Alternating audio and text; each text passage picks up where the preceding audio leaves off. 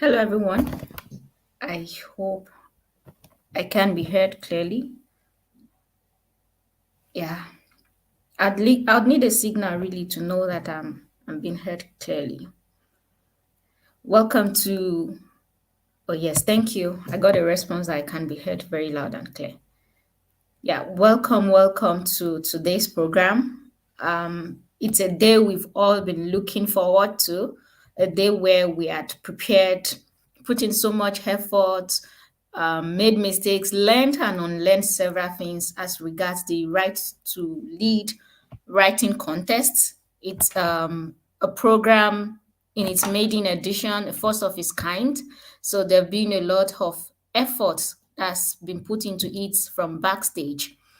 And the goal really is to help our students have quantity surveying students, undergraduates specifically, to better write well, such that we have market readiness in whatever endeavor we find ourselves in, and also to be able to get grounded in the quantity surveying profession, even beyond that, really. So I see it as a life goal and skill development. I remember when I was an undergraduate, I would put in so much effort to any announcement like this that has to be with maybe a scholarship or a writing competition. Truth be told, I never won most of them, but it was a learning curve for me, just like my mentor would say. So, welcome once again. I hope you have your tea or coffee by your side so you stay awake as we bring aboard our contestants who have put in effort, the finalists, I mean, to give their presentations. And we have a seasoned panel of judges, our panelists.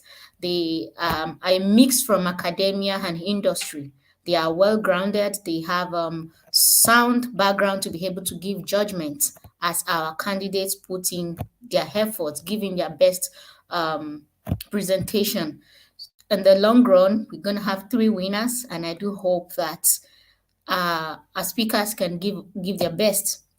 And we also expect your participation, your comments, your contribution in any way, such that we can have a wonderful experience today. I'm not alone, actually. My name is Tawa Kalitu.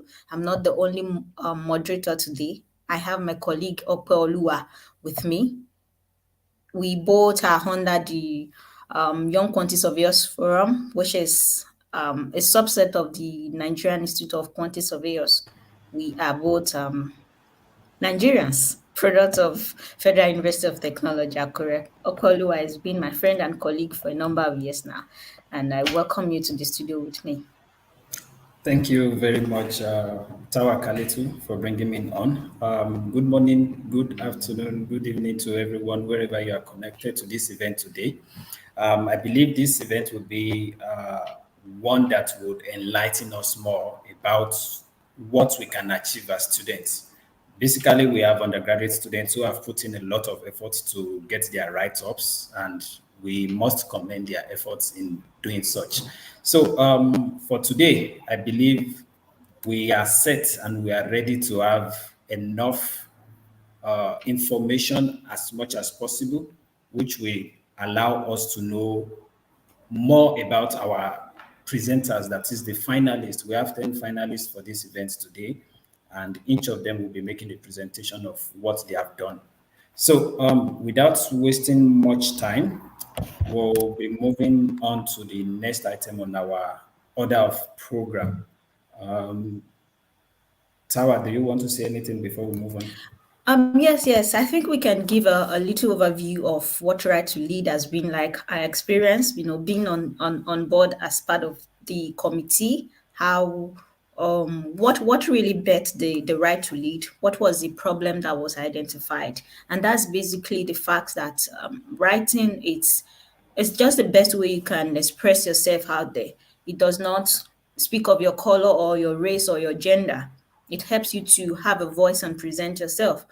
And nothing very well that in academia world that the skill necessary to write needs to continually be improved. And it should be built on from time to time.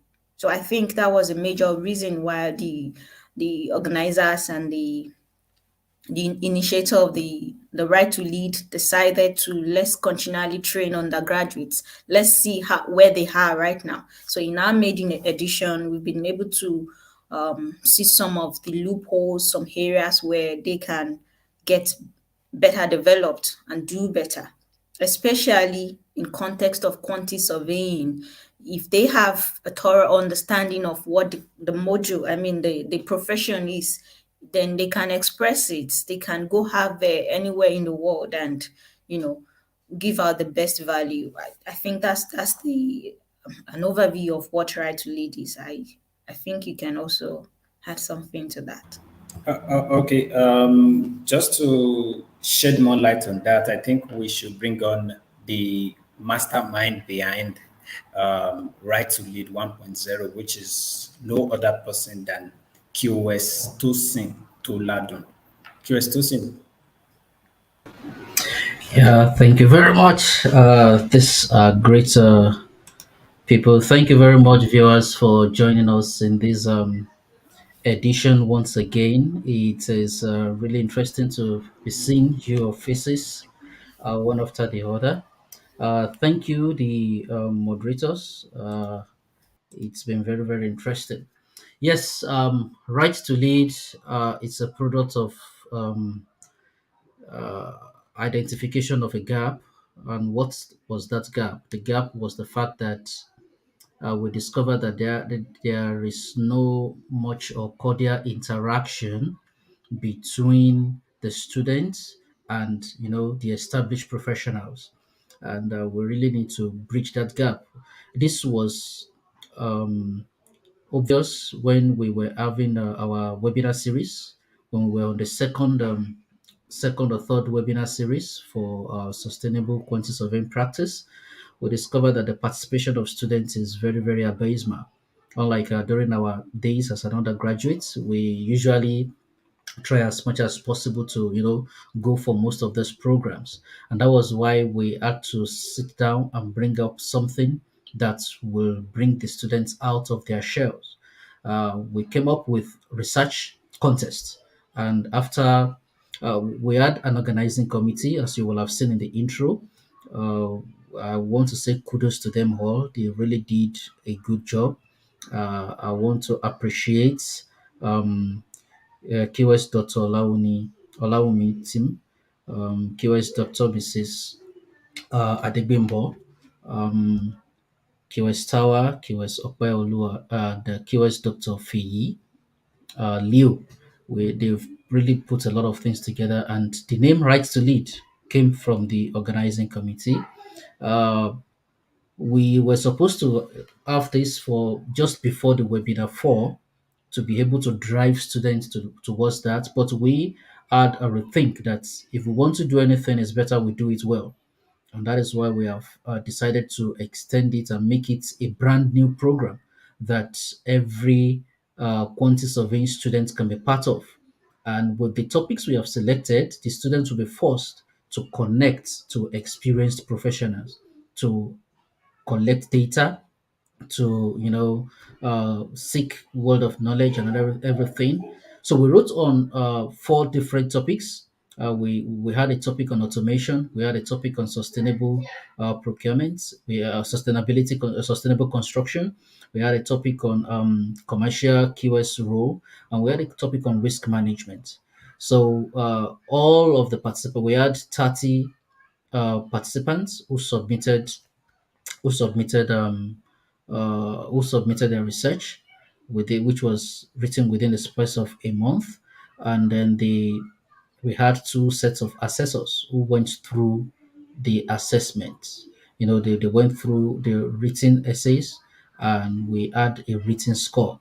So the best 10 scores from these written essays, they are slugging it out the top three for the top three winners. The best, or let me say, the winner today is going to be going away with a cash prize of 100,000 naira and with some other benefits. And then the second prize is going with 60,000 naira, and the third prize is going with 40,000 naira. We hope to improve on this in subsequent editions. At the same time, want to say thank you to our sponsors, McMullard Consultants, ASO Culture Initiative, and the Samprec Academy. They've really done us well, donating in cash to be able to support this program. Thank you very much. We'll leave the remaining to when we're going to be having an announcement and other comments. Thank you very much.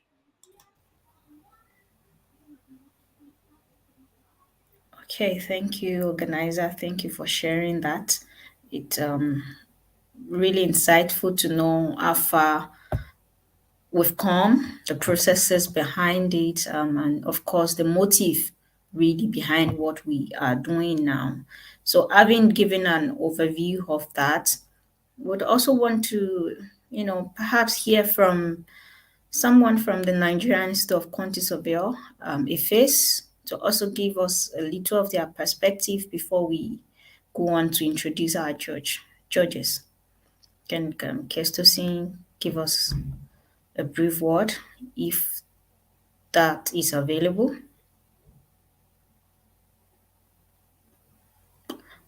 Okay, so anyway, we say thank you to the Nigerian Institute of Quantity Surveyor, the big body that has brought us on board. Now we'll go on to give a short overview of our panelists. A panelist who would be sitting on board today to give their approval and consent of what a candidate so far, finalists so far, would be giving in their presentation today. So I'll start with a name, a very big name, a seasoned professional, a person of QS Afe Adedeji Peter is the first person I will be talking about today. I hope you can hear me clearly. All right. So QS Afe Adedeji Peter was born some years back to the family of late engineer and Mrs. Ade Tokumbo Afe. He is a graduate of the first state university of technology in Africa, actually, which is the Enugu State University of Science and Technology, and he studied quantity surveying. Right now, he's a member and is registered with the Nigerian Institute of Quantity Surveyor and the QSRBN. He's a course expert and economist with vast years of experience in both private and public sector. As I speak to you, he's the Assistant General Secretary of the Nigerian Institute of Quantity Surveyor, Oyo State Chapter. And also, he doubles as the managing partner of Site Management Consulting Limited, an organization in Ibadan, Oyo State. QS Afe Peter is inspired daily with the words of God, his wife, and he's blessed with a beautiful daughter whom he gists with in his free time. Thank you. And that will be my very first introduction of the panelists. Ope, do you want to talk about the next person? Okay, I can go on and talk about my next panelist. All right, you can do. Okay, without wasting time, we'll go on to the next panelist, which is QS Mrs. Momo. QS Mrs. Temitope Momo, MNIQS-RQS, is a quantity surveyor and a member of the Nigerian Institute of Quantity Surveyors. She has a MTech degree in quantity surveying, and she's a senior staff in the Ministry of Lands and Infrastructure. She's an author, a teacher, a life coach, a counselor, and a transformational speaker. She's popularly known as teenagers' mother and a teacher of purpose. Her mandate is to help every teenager and young adults discover purpose on time so that they can fulfill destiny by living an impactful and influential life.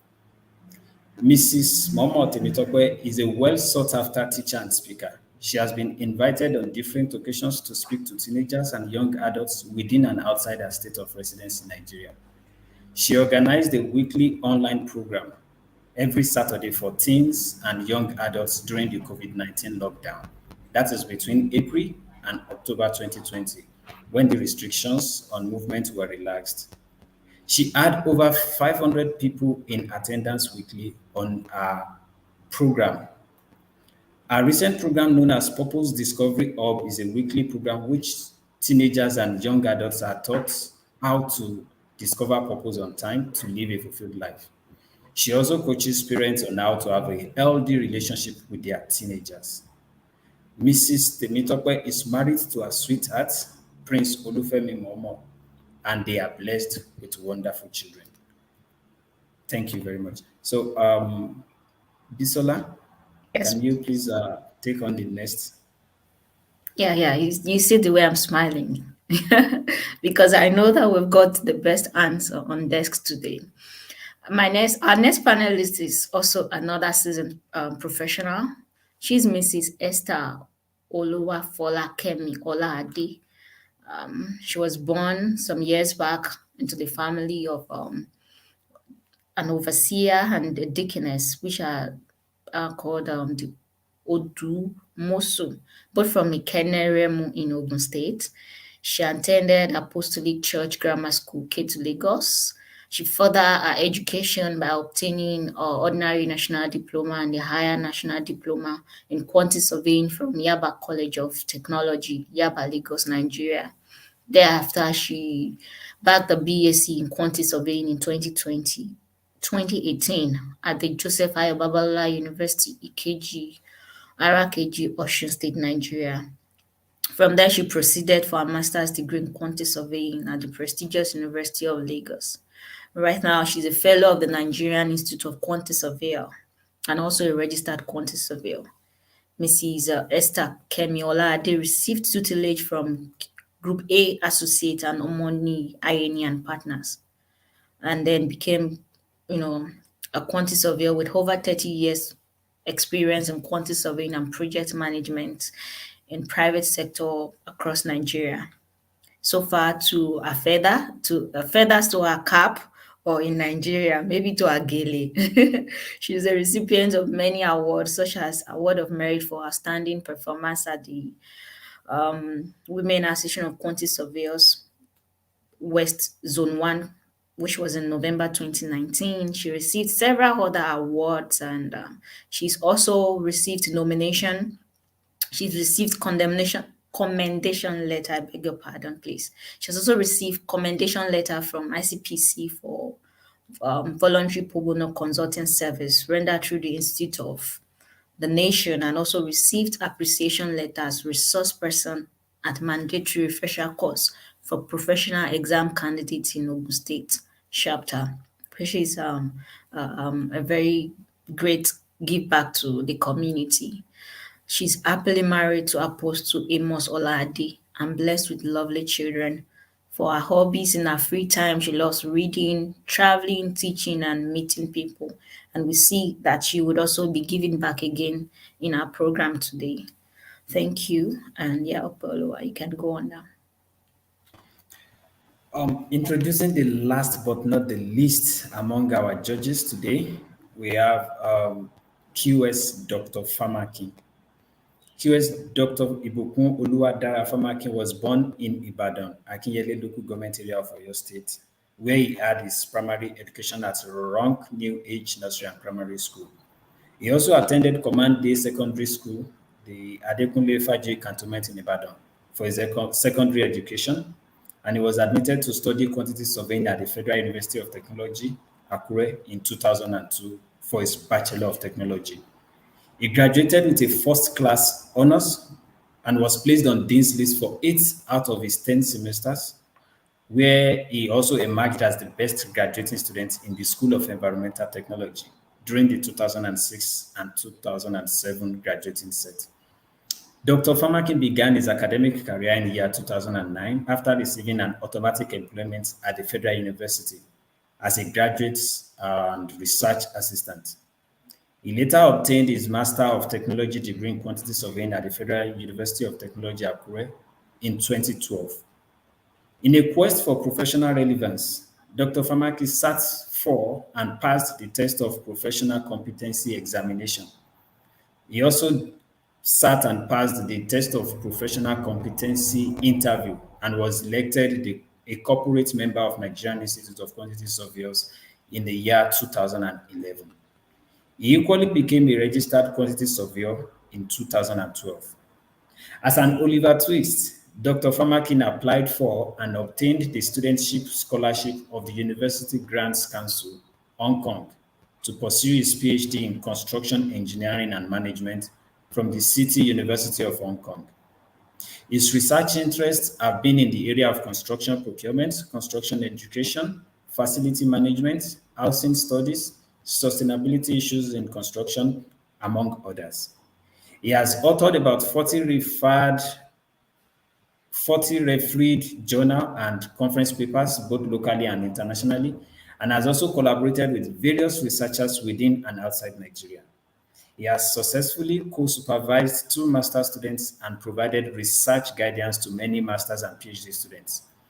He has also been a reviewer for various local and international reputable journals. QS Dr. Ibukun Oluwadara Famakin is happily married to his heartthrob, Mrs. Okoyemi Olayinka Famakin, who is a computer scientist, and the marriage is blessed with God-fearing children. Ladies and gentlemen, we present to you all our judges for today's presentation. Without further ado, I bring on QS Stanley Oji, who is the acting chairman of the YQSF, to give his welcome address. You're welcome. Good morning, everyone, and it's nice being with you today. This program is one of its kind, which is Right to Lead. This initiative is a wonderful one, and the whole of YQSF, Nigeria, and in diaspora embrace this. Because, like the saying goes, you either write or you perish. This is not only applicable to those in the academics, also those in the profession will tell you that QS is not just all about taking off. You must write wonderful correspondence, wonderful letters, and wonderful reports for your client to understand and be able to interpret, because that is what make you outstanding, and that is what will be able to make you to speak clearly to your client, and your client will be able to interpret and understand. So, to our dear participant, don't just feel this is a contest, it's a learning process to all of us to be able to improve ourselves on it. So, to the participants, please pay attention to details, present well, and we wish you all the best. To our dear sponsors, we cannot but thank you enough for sponsoring this event and for donating wonderful prizes to the participants as a form of encouragement. We appreciate you for making out your time, your resources, and everything to support this event. And to our dear judges, our wonderful judges, thank you, sir. We appreciate you for making our time to make this event a wonderful one. Without you and without your guidance, maybe the party won't have the desired results we're expecting from the participant. So we trust in your judgment, and we believe it will be fair and accurate. Also, to the organizers, greetings from all of us here from the YQSF2. We want to appreciate you in a special way for making it possible for this program to hold today. We are so happy because this program will bring limelight again to what the Young Quantity Surveyors Forum stand for, which is about training of the young ones, bringing them closer to the forum, improving their capacity, and improving the capacity of the members, and making them to feel at home with the Institute. The Institute belongs to all of us. We, the young ones who are there to also help the dreams of the Institute, which is training and retraining. Thank you to all the participants. We must appreciate everyone that make our time to listen. Please listen attentively, participate in this event, and make it a great program. Thank you all, and all the best. Thank you, IQSF acting chairperson. Thank you for that charge. Now we get to the core of the program, which is to invite our speakers, the presenters, the finalists, the very first batch, to come on board to give their presentation. The rule here is that you've got 5 minutes to give your presentation. You're expected to be eloquent in speaking and make sure you are clear such that we can hear you well. I'd also admonish you to be as relaxed as possible so that you can give the very best. Be happy, be calm, and expect the best. So I think the first three candidates can come on board. The first would be Yayuk. Let me check the full name so I can call you appropriately. Yayuk Joseph Gaji from Abubakar Tafawa Balewa University, Bauchi. You're the first. Welcome, and I hope your slide is ready and everything. The floor is yours now.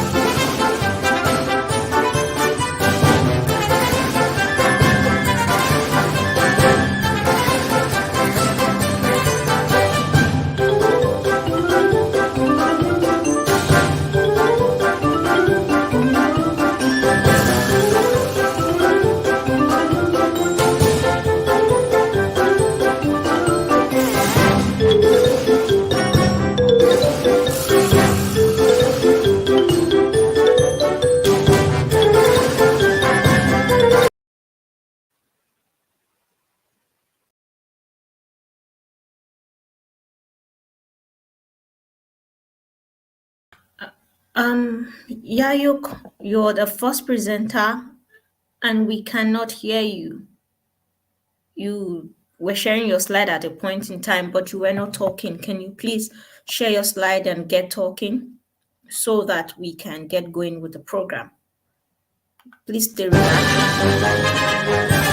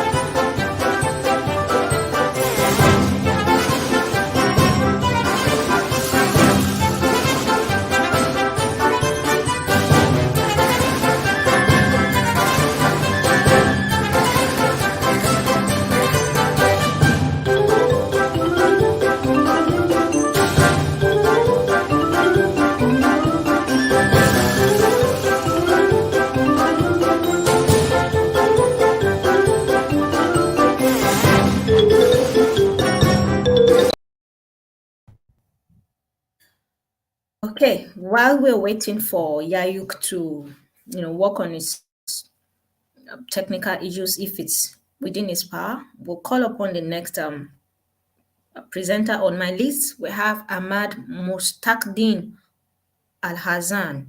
I say it again, Ahmad Mustakdim Al-Hazan from Federal University of Technology, Mina. Are you here? Can you hear me? Okay, then we can call another contestant. The third on the list is Ifedayo Abayomi Raphael from Obafemi Awolowo University, Ile-Ife. Ifedayo Abayomi Raphael. Okay, welcome Ifedayo Abayomi Raphael. Please stay relaxed, share your screen and give your best. Please, can you see my screen now? Not yet. Okay, can you see it now? Not yet, and that's why I'm asking you to stay calm so you can do things right. Okay. I'm trying to share the screen. Sorry. I'm sorry.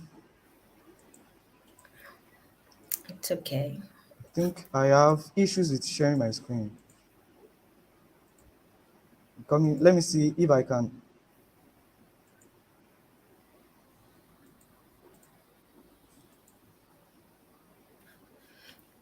Can you see my screen now?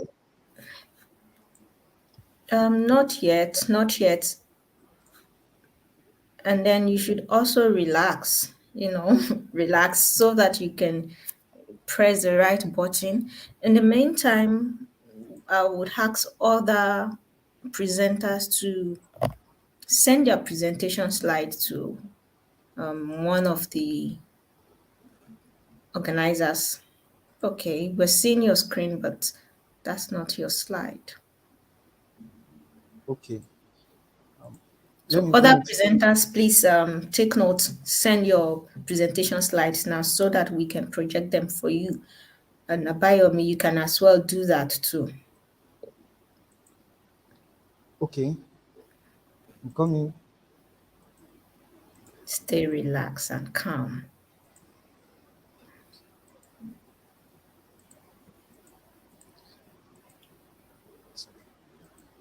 Okay, let me try it.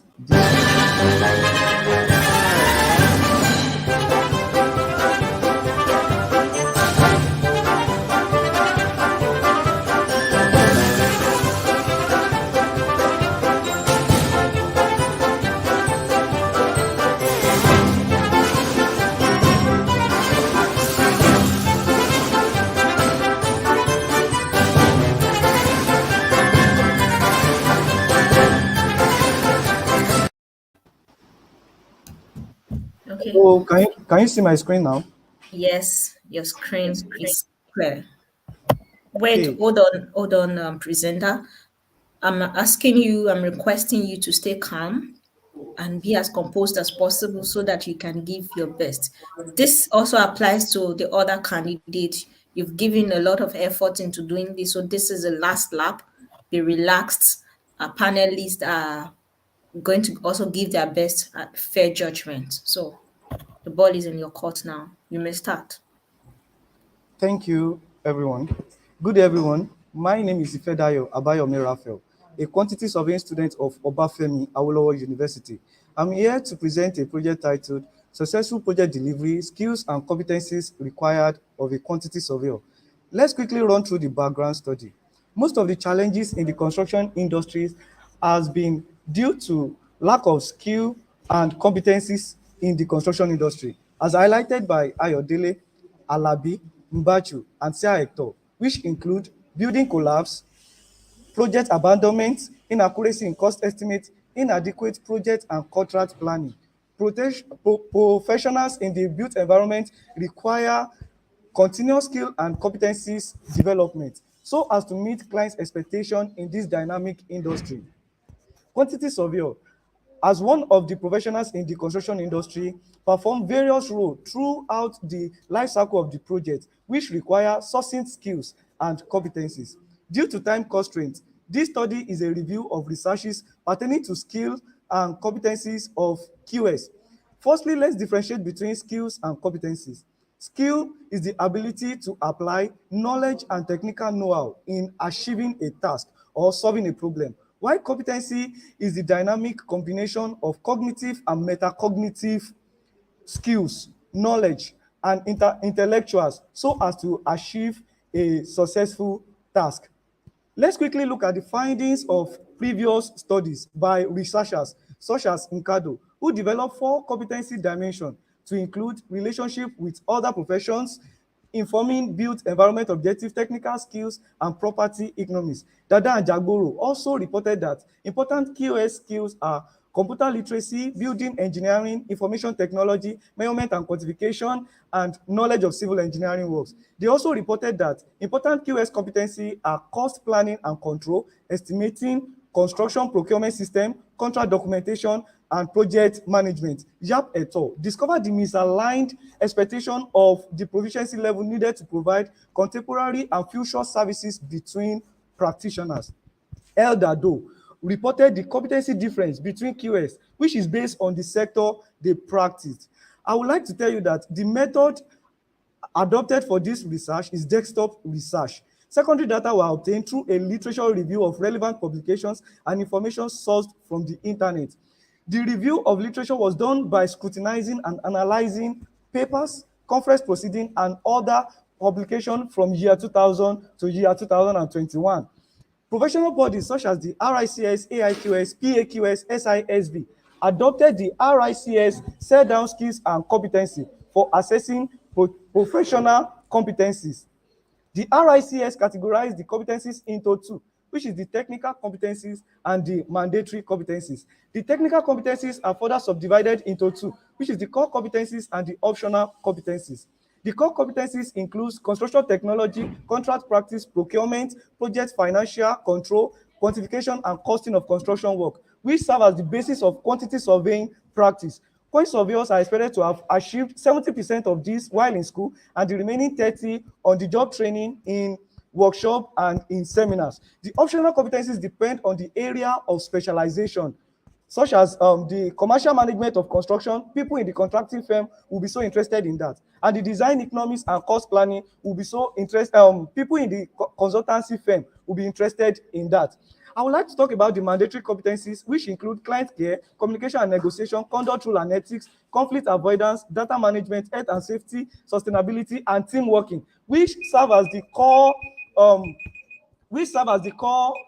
properties of point surveyor, which help the point surveyor to function properly on construction projects. I would like to conclude by saying that QS are required to be vast in areas such as computer literacy, building engineering, information technology, economics, contract practice, measurement, and construction technology. There is an observed proficiency gap between clients, consultant QS, and the contracting QS. I would like to recommend that QS should individually upskill to meet up with the demand and challenges of the industry.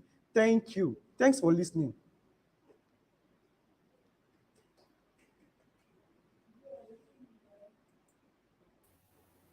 Thank you. Thank you very much for a wonderful presentation.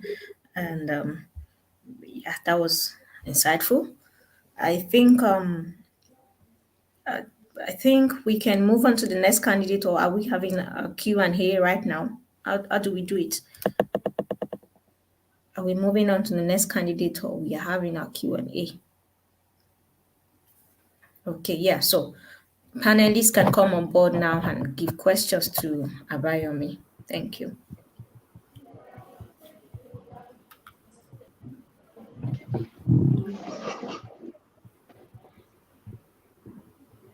Okay, panelist Temitope Momon Mrs. QS Mrs.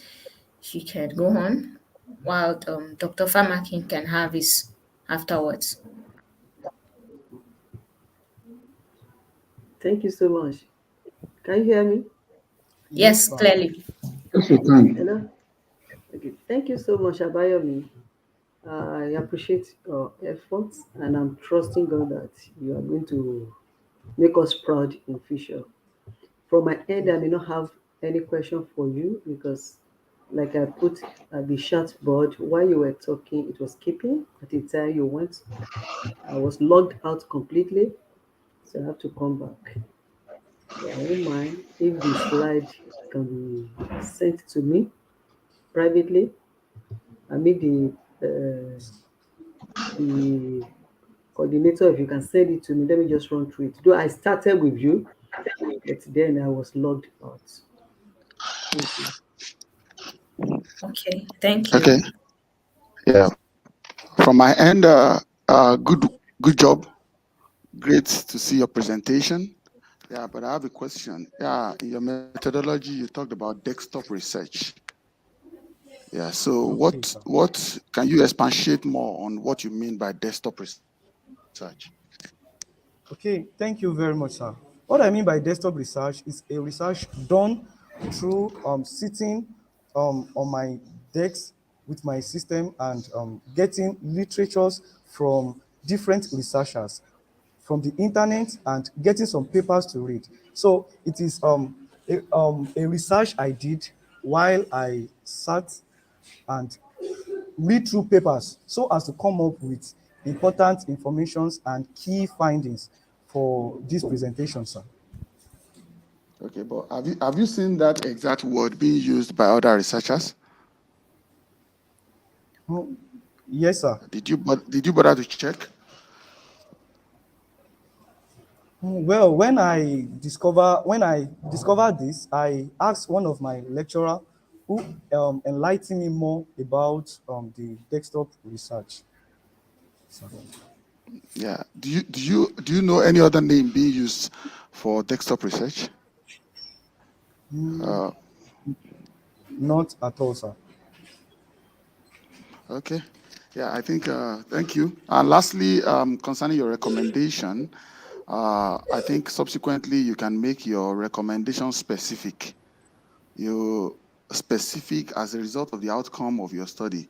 You're able to come up with some outcomes on the competencies that are expected, which you mentioned in your conclusion, but you did not, were not specific with your recommendation. You gave a general recommendation. You told conservators to upskill, but you didn't tell them which area of skill they need to. Are you getting my point? Yes, I'm getting you correctly, sir. So please, so there. I think if you should have used maybe a review research, a review. I think you conducted a review. Yeah. So because that word desktop research is not a common terminology used in research. So you conducted a review, you conducted a review study. So thank you. Thank you very much, sir. Okay, thank you, panelists. I think we can. I think we're done with the first presenter now. Yeah, we can move on to the next presenter. Oluwa, would you like to go on? I just want to say if Yayok can hear us and if he's able to share screen now.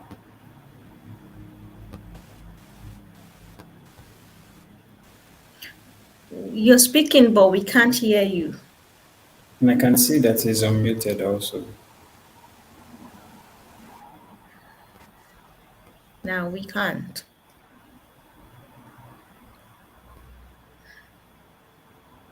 Can you move closer to your computers?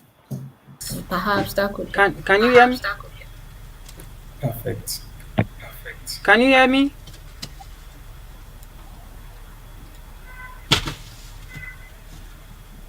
You can proceed Can now. We you? can hear you. Okay. My name is Yayok Joseph from Abubakar Balewa University. I'm here to present a topic which is successful project delivery, skill and competency required of a quantity surveyor. First of all, before we can continue, we have to know the brief history of quantity surveying. Quantity surveying as a profession services oriented in UK in 1785. Yes, but the quantity surveying profession services in construction date back much earlier to the time of Egyptian pyramids. Quantity surveying, professional quantity surveying have emerged as respected financial specialists and advisors in the construction industry. The ability of a quantity surveying profession to meet changing clients' needs and to grow the market for quantity surveying depend on the knowledge and profession. The key terms: competency, professional, quantity surveying. Before we can continue, what is that competency? Competency is the ability to execute a task successfully or efficiently with limited or zero degree of error. That is competency. Let's move on. Who is a professional? A professional is described as a standard of education and training that prepare a member of a profession with particular knowledge and skills. Get that, knowledge and skills again, necessary to perform their specific roles with that profession. So who is a quantity surveyor?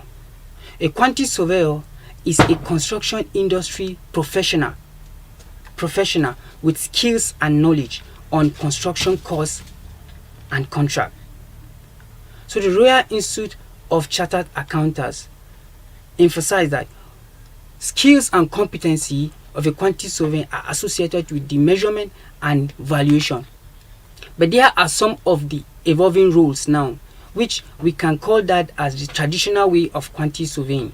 While now we have some evolving rules which are listed here, we have the whole life costing, that's life cycle and costing. We have the financial management, we have advice and contractual matters, we have valuation of insurance purpose. This valuation of insurance purpose, I have to talk about it little. Valuation of insurance purpose. Yes, we have different kind of insurance now. We have the car insurance, we have the health insurance, we have the house insurance. So any quantity surveyor can go into it. Categories of competency. We have the basic competency, we have the core competency, I have the optional competency. But I'll focus on core competency. Core competency is uniquely tools required of a quantity surveyor, such as communication. Without you being able to communicate, you are not a quantity surveyor. Leadership. You have the spirit of leadership in you. That's when you become a quantity surveyor, and we call you a professional and we call you competent. We have the teamwork. When you have the ability for you to add 2-3 people together to work with them, that's teamwork, etc. Relative importance of skills and competency. A high degree of competency are obtained in the ranking of the current importance of competency. As a range. Hello, can you hear me? This ranking can be said to be generic. This particular research of everything that I've done, I rank it to be generic. Why? Because it lacked in precision to the quantity surveying profession in Nigeria. So there are ample roles, or there are ample rooms for improvement of skill and competency of a quantity surveyor. Analysis review, due to their high importance and low evidence rating in introducing marketing and advanced financial management competency required immediate attention by academic institutions, quantity surveying firms, and workshop training programs to improve the level of competency and skills among practitioners. In conclusion, in conclusion, quantity surveying in Nigeria requires need to improve the skills and competency level. The skills and competency level are vital for the present and future business success of the profession. Practitioner identifies 6 competency as important, though are not recognized in this literature, which are the marketing, we have the advanced financial management, we have the leadership. I always emphasize on this leadership because you have, as a quantity surveyor, you must have the spirit of leadership in you. Thank you for listening. Okay, thank you for your presentation. You used more time than necessary, than uninstructed. So we have a, I think it's your mic, yeah, can you please mute now because I can hear the echo of my voice. Okay, thank you. So we have our panelists now on board, Mrs. Temtope Momo and Dr. Famakin to give to ask you questions as regards your presentations. I'll start with Dr. Famakin this time around. Okay, Mr. Yayok, well done for the work you're doing. Number one, I want to ask, what do you said when you were defining competency as, you said you mentioned 0 degree of error. Yeah, from my own understanding, I think that you may not achieve 0 degree of error. So I want to know what the source of your information is, whether you got that from a literature or you just felt that's right definition for competency. Can you hear me? Actually, it was not from a literature. I I I brainstorm and I get to understand that when you are competent, I said limited if you can get it. I said limited or 0 degree. So what I mean there'll be error, but it should be minimal. It should be minimal. Yeah, but you know when you say 0, that means completely not. Not really 0.5 completely. Yeah. So okay, thank you. that is it. That's why One I more question use. for you. Okay, sir. I want you to briefly expatiate on your methodology, because in your conclusion you said there are 6 competencies and you arrange them in the order of rating. So I want you to expatiate briefly May I come in, on please? your methodology. Okay. May I come in, please? For technical Okay. reasons, I think Yayuk should be muted until he's ready to talk. It works better that way. Can you please do that, Yayuk? Okay. You can go on now, Yeah. Dr. So so I said, can you please expatiate a little about the methodology you adopted in this study? Because in your conclusion, you mentioned 6 competencies required of a quant surveyor, and you said you wrote them in the order of rating.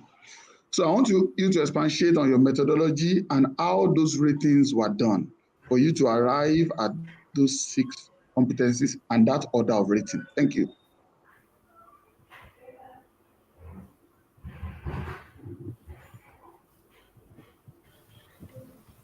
Can I talk now? Yes. Yes, you can go on. Okay. Actually, what I did was a descriptive surveying method. Hello? We can hear you. Yes, a descriptive surveying method, which I get to know that marketing, although there was questionnaire that I did, that's the quantitative methods of data collection in quantity surveying, that's in Kaduna State, which I did. I get to understand that marketing is one of the things that a quantity surveyor if you want to be competent and you have skill. That's like, let me just rate it as market survey. For you to get everything work done perfectly, you need the market survey. So the market survey and the advanced financial management. Actually, a quantity surveyor is a financial manager. Saying financial advanced financial manager, actually you have to, apart from that, you need more study. You need more study. Hello? Continue. We are hearing you.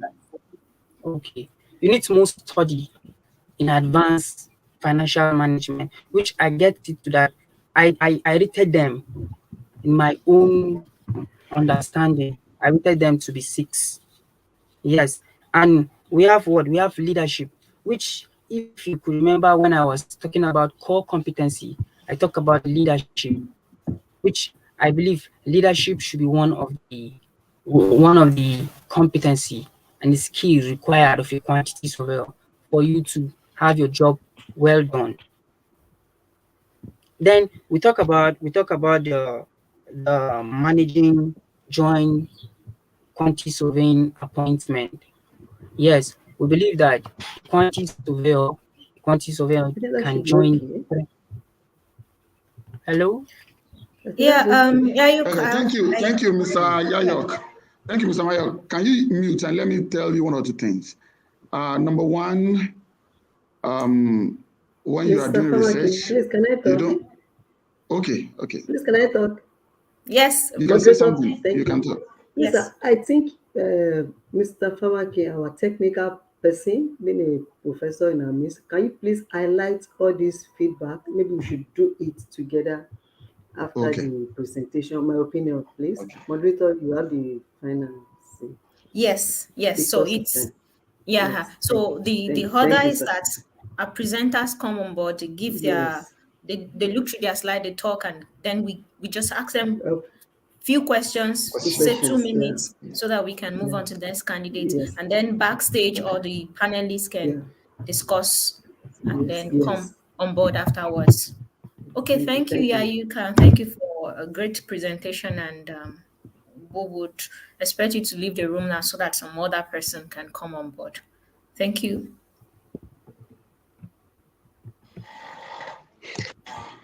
Okay, thank you.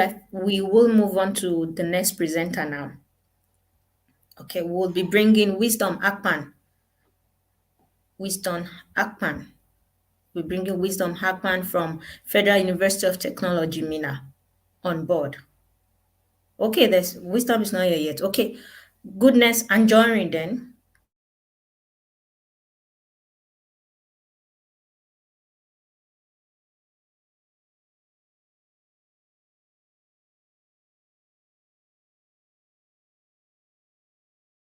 Goodness and Jory Kendi from University of Ilorin, Kwara State. Well, I'd like to apologize to all our audience. Really, it's one of the challenges with working with the internet from different geographical spaces Well, across I'd the like to world. apologize to all our audience. Really, it's one of the challenges with working with the internet from different geographical spaces. Okay, I also want to give this again. I said it earlier on. Please be muted if you're not speaking. I think it helps us to have a better platform to communicate better. Okay, so Goodness and Jorin, welcome, and we hope you give a very great presentation. Stay calm and give your best. You have 5 minutes and it's starting now.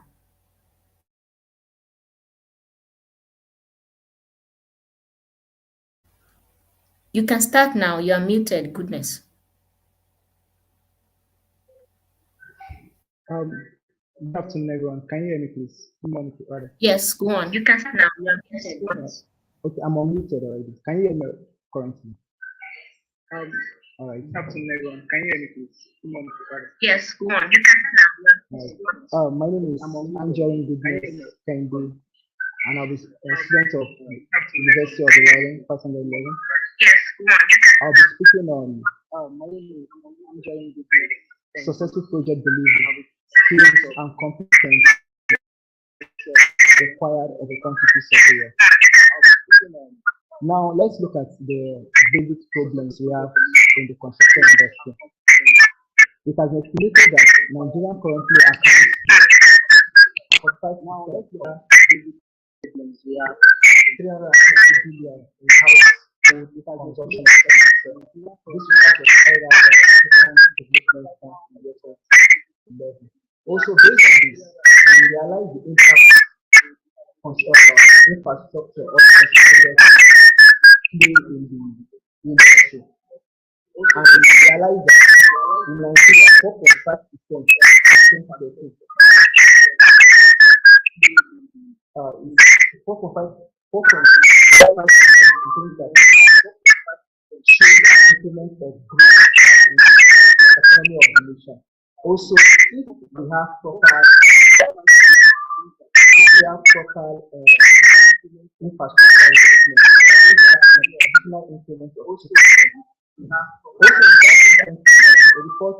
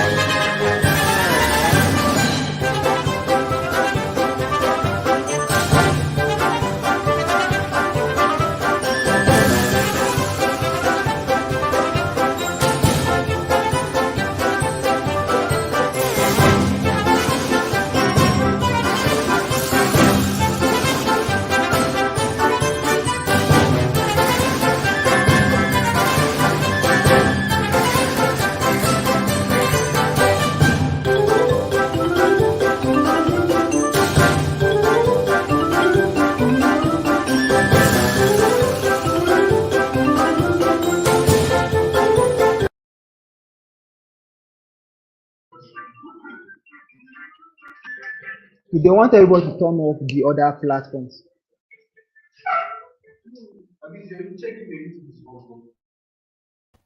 Turn it off, turn it off. Can you hear me, Anjorin? Mr. Anjorin? I need a feedback if you can hear me. Goodness. Yes, I can hear you clearly now. Okay, so please speak louder. You have a chance to start again. All right, ma'am. And like you've been instructed, let there be no distractions around you. Speak louder, and we hope for the best this time around. 5 minutes starts now. Goodness, Candy, and I'll be speaking on the topic successful project delivery, skills and competencies required of a quantity surveyor.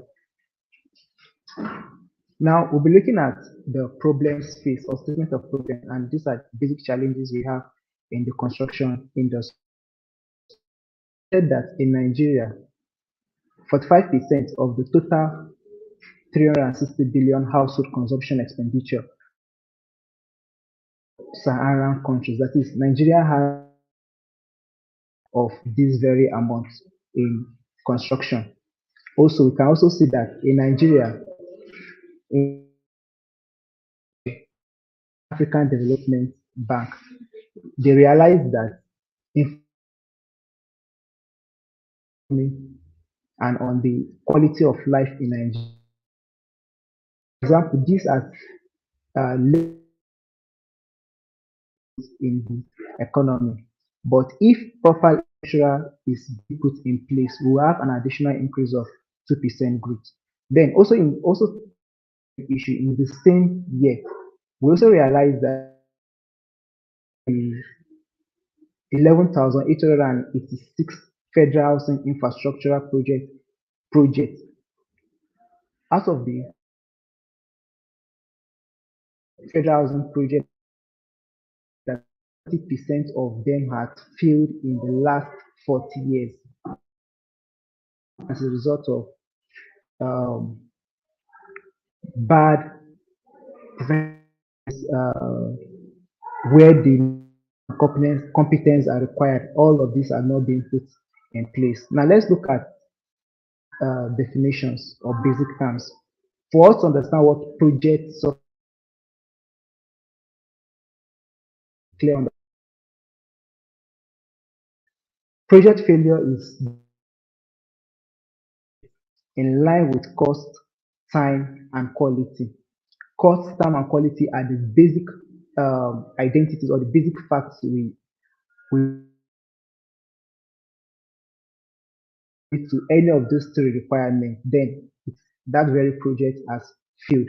Now, what is competence? Competence is a state of being able to is a state of being able or tax ability to pass tax to having implicit knowledge, having a sound knowledge of that very task. And skill, in the other hand, is also the capacity to do something well. Now, looking at skills and competence, I always is that is what spice up professional. But we'll still get back to that. Now, quantity surveyor is has expert knowledge on cost, value, labor, and material. A quantity surveyor is responsible for the construction economy of every project. Without wasting much time, let's also look at the project delivery in the construction industry. We look at the solutions. The problems are the negligences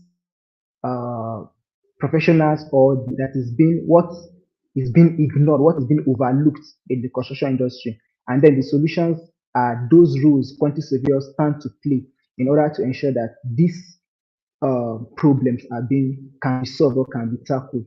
We have negligence of tender documents, and for this we see the quantity surveyor play the role of contract and procurement. We have negligence of quantity surveyor or quantity surveying of feasibility study, capital project, cost model, and the likes. We have improper rate analysis for tender. Quantity surveyor is a professional for general preparation of and the likes. Then looking at the competencies of project delivery, we have for the contract documentation, risk administration, all of these, as we can see. Then we also have skills of the quantity surveyor. We have the managerial skill, oil and gas, solid minerals, and the likes. In addition, is that quantity surveyors should be intentional in developing and adding to their skills in all aspects of construction works for a should engage QS in every aspect of construction works. Thank you for the presentation. Thank you. Okay, thank you, goodness. We were struggling a lot to hear you louder, and of course, the technical issues too. I think it's all beyond our control. I invite the panelists now to have your questions thrown to Mr. Anjorin.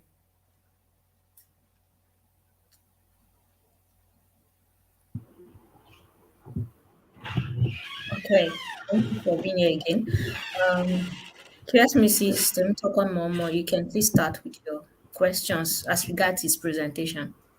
Thank you so much, coordinator. God bless you. Goodness, well done. It was a wonderful presentation, uh, and I want to commend your efforts. You did good job.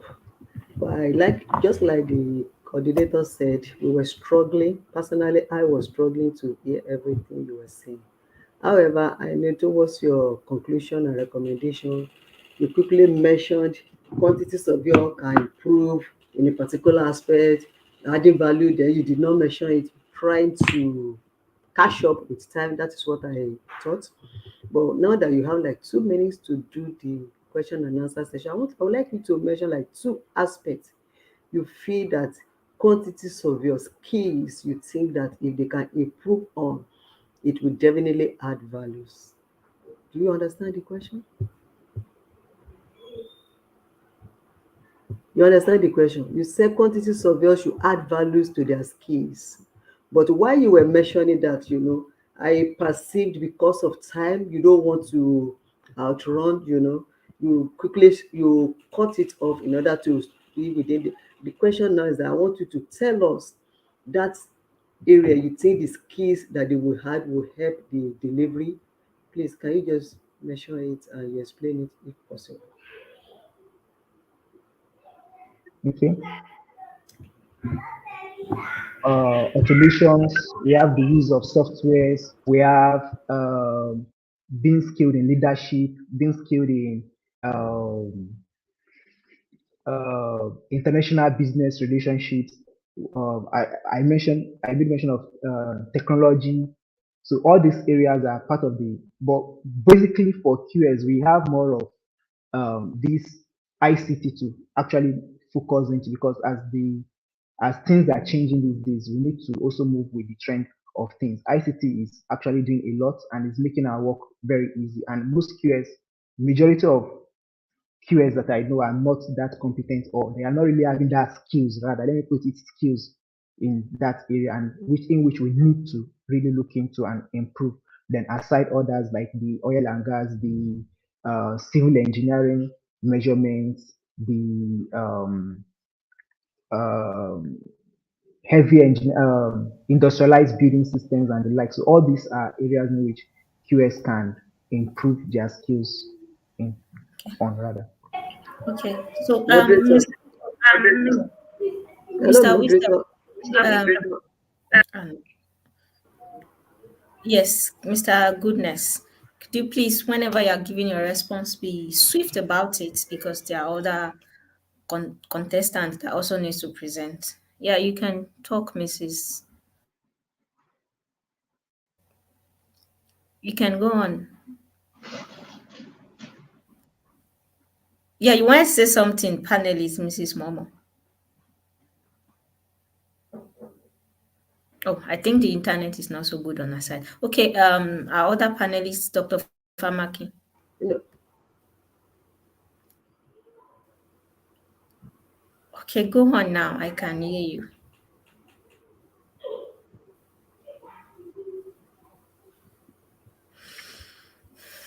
Okay, the internet is not really helping.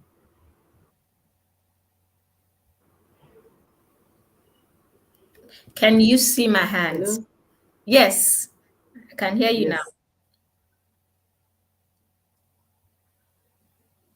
Yes. You are muted. Sorry. You are muted. Sorry. I'm so sorry. Yes, I'm so sorry. Yes. Yeah, I'm good with the. I told you that you can go ahead with any other question you feel you should ask it. You already Okay. responded to my question. Yeah. Okay, Thank thank you you. very much. Dr. Famakin, you have a question for the presenter? Yes, back to the methodology, can you tell me how you achieved the aim of this study? The method you adopted, yes. Unmute yourself, please. You are muted, goodness.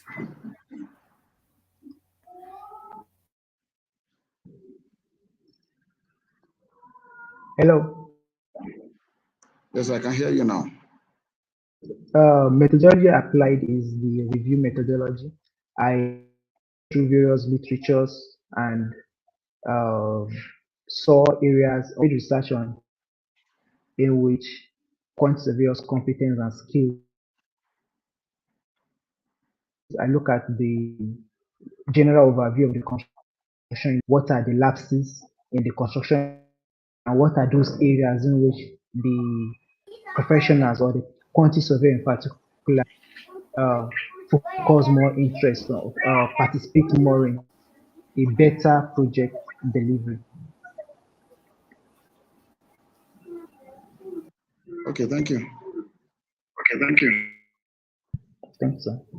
All right, thank you. If that is all All right, from, thank you. If that is all from, please. Okay. Thank you, thank you. I think we're done with that. We're really going to overcome the technical issues, and actually, why you see, this is one of the essence of this skill uptake. Where we can step up and give our best in other areas. Even this internet of a thing, we could also give our charge one way or the other, and irrespective of where you are in the world, your bandwidth would not matter. Yeah. Exactly. I think it's something we, as modern day quantity surveyors, can also look into. We can contribute our quota in any sphere of life where we find ourselves. So I think it's a general challenge we are facing at the moment, but as time goes on, we should be able to overcome that. Our time is fast spent. We'll just try as much as possible to cut out where necessary. So, moving forward, let's call on our next presenter, who is Wisdom Akpan. Wisdom Akpan is a student from the Federal University of Technology, Mina. So which one you use? So, Yes. Victor, like we have said, try to communicate to your colleagues who are in the room to mute their devices, and you also Is the specific procedure. get yourself relaxed so that you can present efficiently. So you have 5 minutes and your time starts now. Okay, good morning, ladies and gentlemen. My name is Wisdom Akman. I'm from Federal University of Technology, Mina. I'm here to do a presentation on my research I carried out, and the title of the research is Automation in Construction, Challenges and Opportunities for Construction Professionals. So Okay, the background of the studies is this that um, construction is one with the most complex activities. It tries to harmonize resources to create a product within a given quality, cost, and time frame. Now, the construction industry is a sector of the economy that deals with building, reformation, rehabilitation, construction of infrastructure of lands and building. Now, from my research, I found out that Dulami defines the industry as a project-based activities which involves multiple parties existing as separate entities, with each parties having its own interest and expectations. Now, it can be argued that the construction industry actually lags behind when it comes to the use of automation compared to other industries like aerospace or automotive industry. Now, we can see that productivity is low when it comes to the use of and when it comes to use in the construction industry. Now, from my research problems are these. Number one, that there is an increase in the complexity of construction work as so much, and there's an increase in the trends in technological advancement and changing demands of clients' desires to meet current digitalization and speed. And the second one is that there is a call, according to OK and Mabina, that there's a call for the adoption of modern technologies in meeting the growing demands of the population. The third one is one of the current methods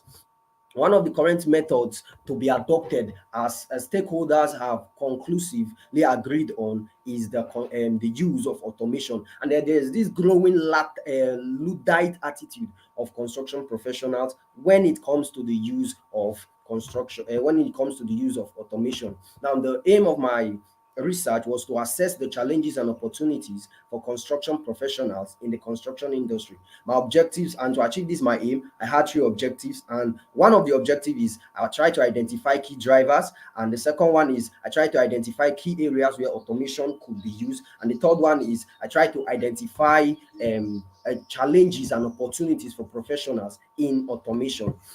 Now, my literature review is that while when we hear about the funny thing is when we hear about the word automation, what comes to our mind is robots taking over our jobs. But this is a nuanced, like it's not the reality of it, because in construction actually, and there's automation is less likely to diminish employment opportunities than it is to increase productivity. I repeat again, because this is the major part of embracing automation, that automation is less likely to diminish employment than increasing productivity. And also Josh and Asash define automation as an appropriate use of machine, electronic device, and equipment to carry out construction work in order to increase its productivity. In simple terms, what is automation? Automation is the use of machines to carry out laborious works by workers. Now, from my key findings, I found out some key striking things when I was carrying out my research, and I found out that one,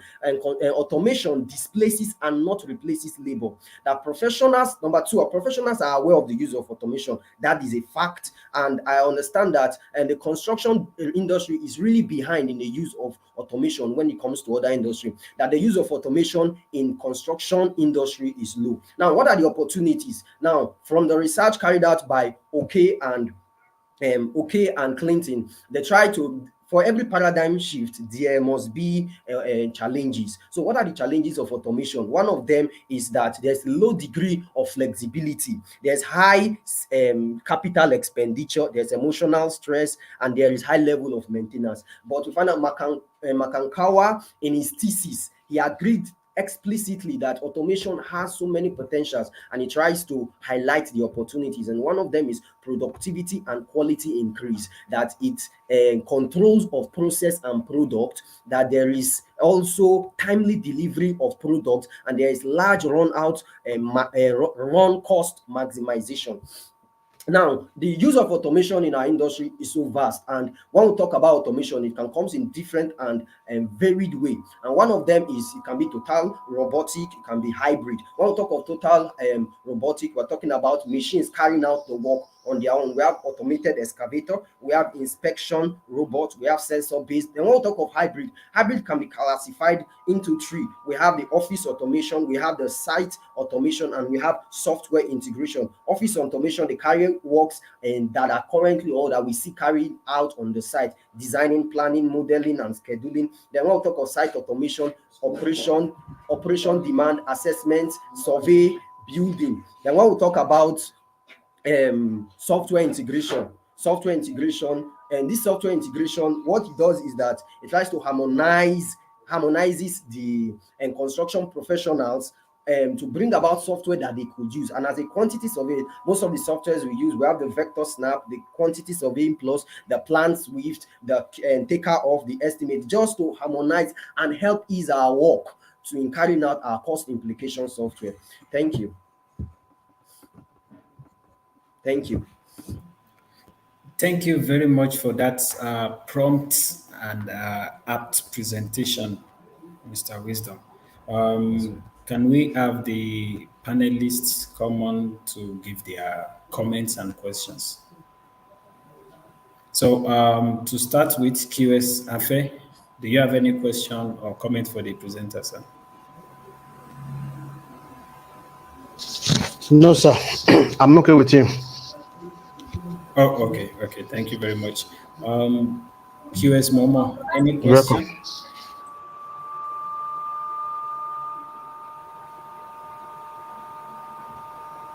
QS Momo, do you have any question for the presenter? No, boss. Oh, I'm okay. okay. Let me And talk with one or two. okay, okay. Professor Hamaki. Doctor. Okay, one question for you. So, Yes, sir. can you expatiate on, give me some kinds of automation we have? Automation, some examples of Okay. automation. Examples, yeah. Relating it to quantity surveying, just like I said, it could be software integration. Software integration can also be classified as automation. So bringing it to quantity surveying, we have simulation. It helps the client to actually see his building and feel it like he could feel it in 3D forms before he even carries it out. Then the QS can also use the QS Max. He could use the estimate. He could use the plan Swift. He could use the vector snap. All these are integration of software that could help the quantity surveyor to carry out his work of cost analysis or cost implication of a project. Okay, thank you. Yes, sir. Thank you, sir. All right. I believe we are all sorted with the presentation of Mr. Wisdom. So we'll move on to the next presentation now, and that will be from Ayuba Abu, who is a student at the Ahmadu Bello University in Zaria. Abu, are you able to share your screen now?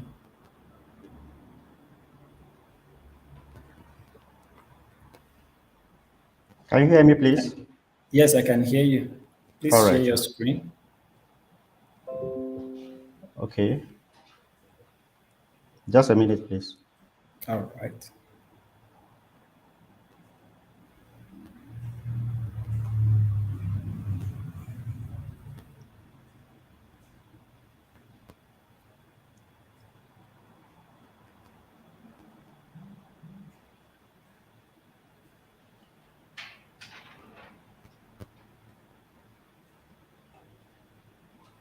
Can you see?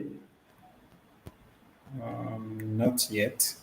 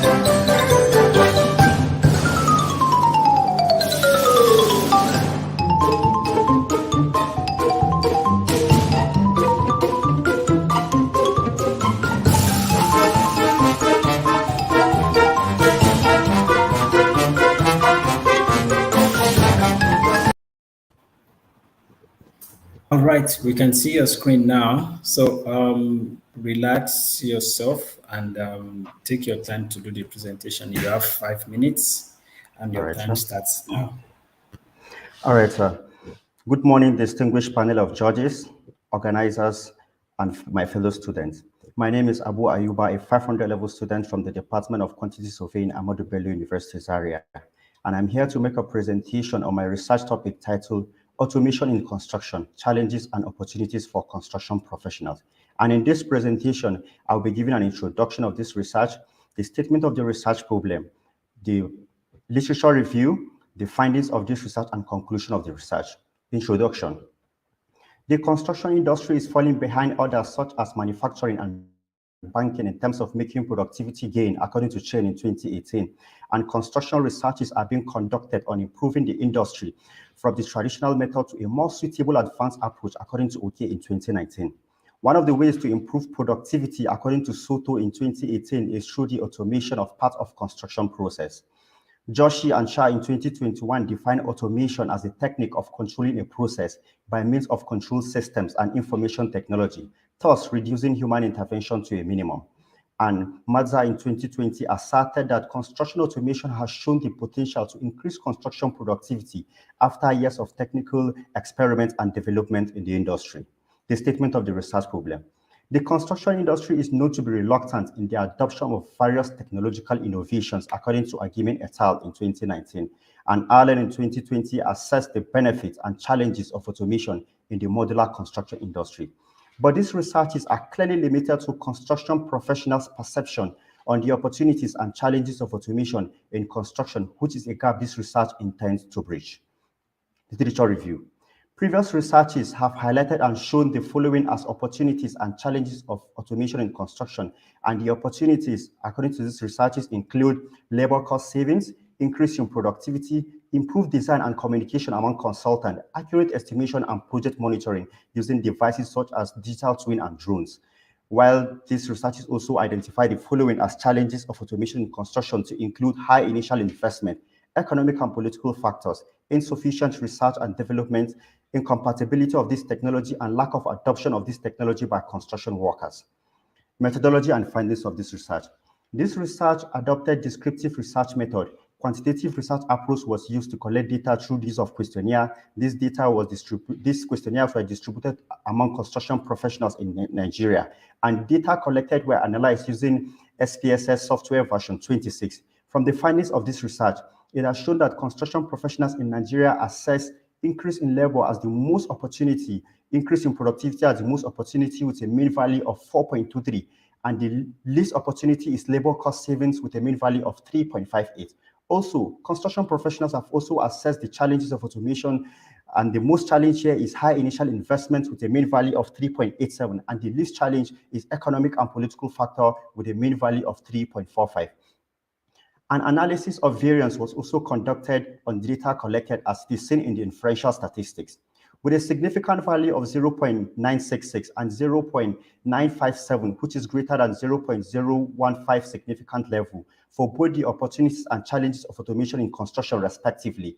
This implies that there is no significant difference in the way the various construction professionals assess both the opportunities and challenges of automation in construction irrespective of their various profession. In conclusion, in answering the problem statement of this research, this study concludes that the perception of construction professionals is in agreement with the following as the opportunities of construction automation, and these opportunities include increasing productivity, accurate estimation, and project monitoring, among others, and is also in agreement with the following as the challenges of implementing automation in construction, and these challenges include high initial investment, lack of adoption of this technology by construction workers, and insufficient research and development in construction automation. Recommendation. This research thereby recommends a further study to assess the compatibility of construction automation technologies with Nigerian current practices in Nigeria. Thank you for listening. Thank you very much, Mr. Ayuba Abu. That's a very good presentation. Let's quickly have the panelists come on board also to give their comments and questions. To start with, Professor Famakin, like QS Mohammed said, can you give your comments or questions, sir? You're muted, sir. Good presentation, and thank you for how you have highlighted those points. Yes, so now one of the main challenge you highlighted was high cost of investment, high investment. Yes, So sir. what would you recommend those who are organizations that are interested in automating their organizations but don't have the needed capital? What suggestion can you give to them? Okay, sir. Can you hear me, sir? Yes, I can hear you. All right, sir. My recommendation, particularly to low-income earning organization, is that this automation that we are talking about, as I've earlier mentioned, automation comes in different function. It has to do, there are automation that has to do with plant and equipment. There are automation that has to do with software. So my main aim in this research is the adoption of these technologies, which is automation in construction industry. And we also have automation that has to do with software. So we can start implementing this automation in having this application, this software in our offices for low-income organizations to be able to meet up with the trend, because the world is growing. Thank you. Right. Does that answer your Thank you. question? Okay. Okay. Yeah, I'm okay. I'm okay. All right. QS Afe, any question from your side, sir?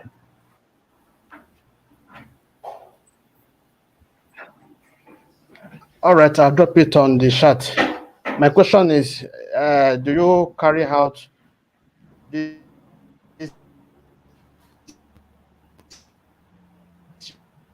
your project done in an isolation without the involvement of artisan? Thank you. Excuse me, sir, I can't hear you. Your network, sir. Okay. The question is, we all know that automation cannot be done in isolation. So, sorry.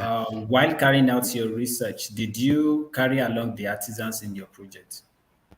Yes, sir. As I have mentioned in my methodology, I created an online questionnaire, and which I was able to share among construction professionals. And the construction professionals I share my questionnaire with include quantity surveyors, architects, builders, and civil engineer in specific. Thank you, sir. Oh, okay. The question says artisans, not the professionals on the project this time around. So I guess artisans were not included since you get the list of professionals that were Yes, part of the sir, because I research. focused on construction professionals, sir. That's the focus of the study. Okay, okay. Thank you for the clarification. Thank you, sir. Yes. Any other question from our Thank you. panelists? All right. Thank you for your presentation, Ayuba Abu. We'll be moving forward to the next presenter now. That will be Ahmad Mustaqim. Ahmad Mustaqim Al-Azan is from the Federal University of Technology, Mina.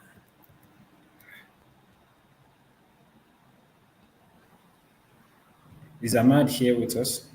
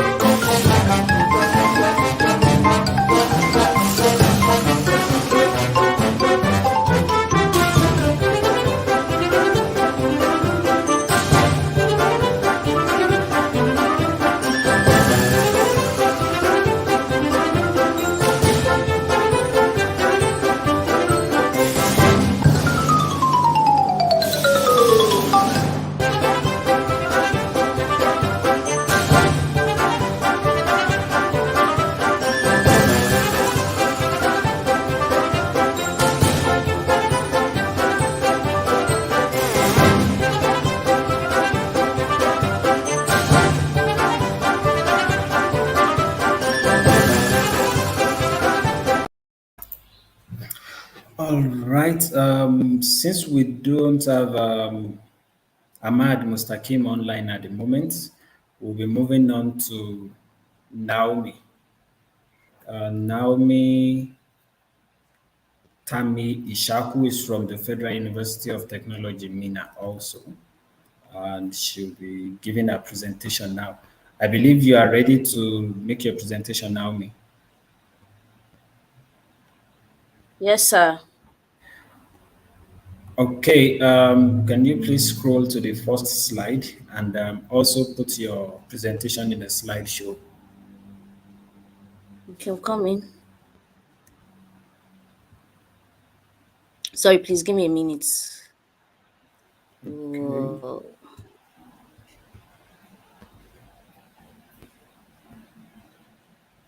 Okay, I'm ready. Sorry, I'm are you ready. using a double screen? No, sir, I'm not using a double screen. Okay, we're not seeing the slideshow view here. We're still seeing the previous screen. Ah, come in. This thing has sent. Except I share the screen. Is that possible? Yeah, you're scrolling to the top now. I can see that. Okay, you're seeing it. Yeah. Okay, I'm ready. Can I start? Okay, yeah, you can go on. So you have 5 minutes. Okay. The floor is yours. The time starts Okay. now. Good day, everyone. I'll be talking about automation in construction challenges and opportunities for professionals. And I'm from Federal University of Technology, Mina. So I will start with introduction to my topic. That is automation. What is automation? Automation is the creation and application of technologies in order to produce and deliver goods and services with minimal or no human intervention. Construction is a general term meaning the act and science to form objects, systems, or organization. It comes from a Latin word, constructio, in bracket, that is from come means together, and structure is to pile up. And construction automation may have multiple goals, but limited to reducing job site injuries and increasing activities completion. Then thirdly, we are going to look at the aims and objective. That is to understand the role of automation in construction, to elaborate on the importance of automation in construction regards to opportunities for professionals, to know the areas in which automation can be found, and to convey challenges associated in automation construction. So research about automation construction and um challenges and opportunities for professionals. Advantages in automation construction. We talk about making tasks that are beyond human capabilities, increasing productivity and work efficiently with reduced costs, uniform quality with higher accuracy than that provided by skilled workers. Areas of automation in construction, we have ports, tunnels, factories and industries, structures, building construction, and roads and runway construction. Then here we talk about the challenges and opportunities for professional. Under challenges, we have market fragmentation. It says that markets are not homogeneous and customers are never the same. Market should satisfy all customer needs, that as way market grows, they fragment to form sub-markets. Market fragmentation is the concept that all markets are composed of different segments based on needs, wants, response, and behavior. It's difficult to decide whether market is segmented or fragmented. Advantages of market fragmentation, we have advertising is focused on local customers only, and differentiation helps in competing in such fragmented market. Also, under the challenges, we have complex stakeholders, and we said there is no doubt that managing expectation of stakeholders through the project life cycle is critical to success of the project. What accelerates the management of stakeholders expectation is that the stakeholder choose not to voice out their expectation, and if they do have are extremely ambitious about what to form from project and what to extend from the from they provide support to the program. Opportunities for professionals. Many construction professionals have a lot of opportunities in the construction world. They don't really have to find jobs or struggle for jobs as far as you're very good and know how to do your job very well and produce a very good result. Impact and opportunities for construction professionals. Automation is less likely to diminish employment opportunities. That is to increase productivity. Indeed, automation is alongside global need for new and updated infrastructures and better and more affordable houses can help shape the direction of industries. Conclusion My conclusion, it says in conclusion, automation in construction challenges and opportunities for construction professional is all about construction automation, has helped construction professionals in making their work more easier, effective, with less energy and effort in construction industries. My diagram beside it is an automation on placing bricks, automation for placing bricks, which makes work less and more easier for the professionals to do. Instead of us carrying the bricks up and down, the automation is there to do it.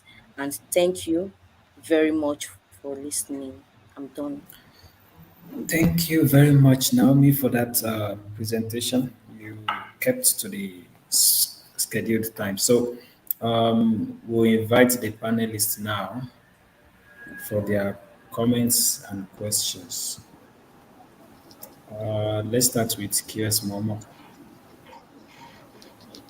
You want to start with me because she's the first lady, right? Exactly. Now, well done. I'm Thank you, super, ma'am. super, super proud of you. I'm happy to have you. Thank you, ma'am. You are the first lady, and so you didn't allow them to marginalize us completely. And so I think I should be proud. Thank you. Thank you, ma'am. Thank you, ma'am. God bless you. Wow, you did a very good job. Though there are lots of room for improvement and improvement, like I said, I want to say well done once again. But there's one question I want to ask. Like, I think you'll be the third person that'll be talking on automation, and it actually Yes, shows ma'am. that you did your research and coming up with what you have given us. I have this question I would like you to help me to address. In the course of your research, can somebody please mute? Okay, Hey, okay, that should be now. Okay, okay. In the course of your research, right?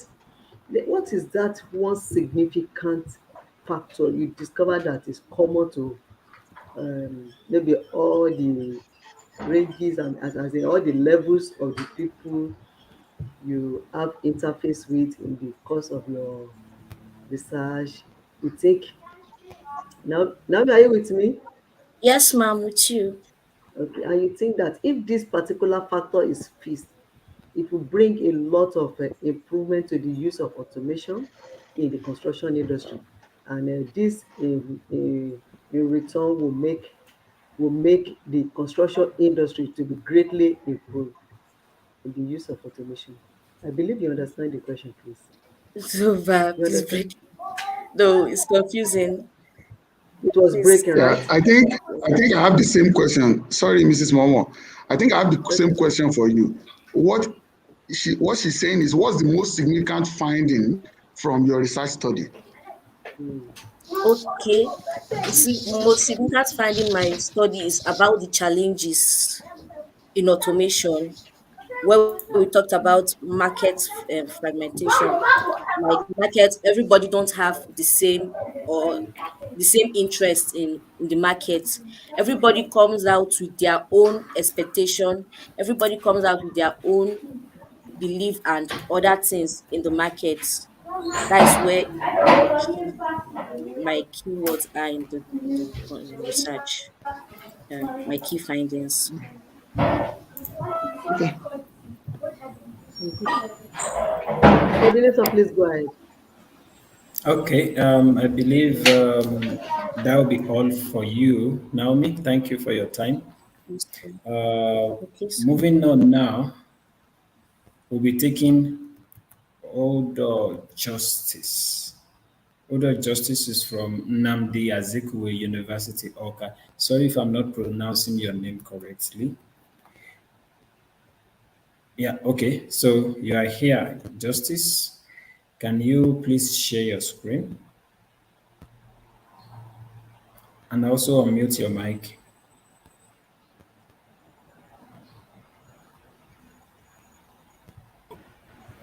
Okay, now you're I hear you. muted.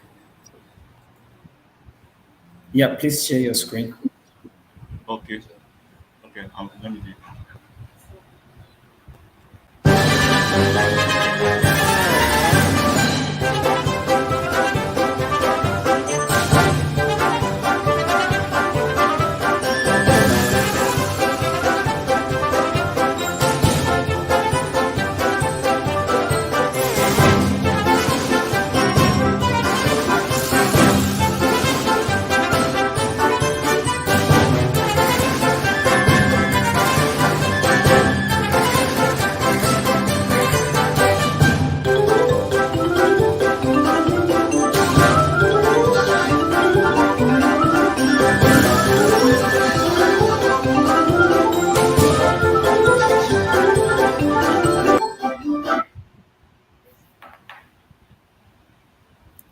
All right. So, can you put your presentation in slideshow? All Yes, I right. can read up. So, yes, we can see it clearly. You have 5 minutes for your presentation, and your time starts now. Okay. My name is Odo Justice Cheduze from Nnamdi Azikiwe University, and I'm presenting the topic Enhancing Sustainability in the Construction Industry, Way to Go. The Chinese Adage Act says, when is the best time to plant a tree? The answer to that question is 20 years ago. But the second best time to plant that tree is today. But research has shown that we have failed to plant that tree. About 40% of world resources is used by the construction industry, and it only contributes one tenth to global economy. Another statistic shows that greenhouse gases that are emitted by buildings is the one that is brought by construction is about one third of the total greenhouse gases.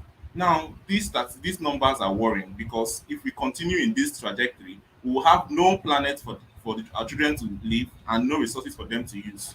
So we need to strike a balance between human requirements and environmental considerations in a balanced scale. Now, how do we do this? Sustainability is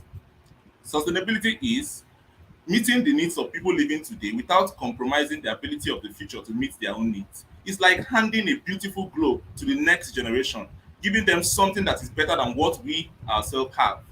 Sustainability in construction must be built asset management practice and construction that are based on the three common pillars of sustainability, which are environmental, social, and economic.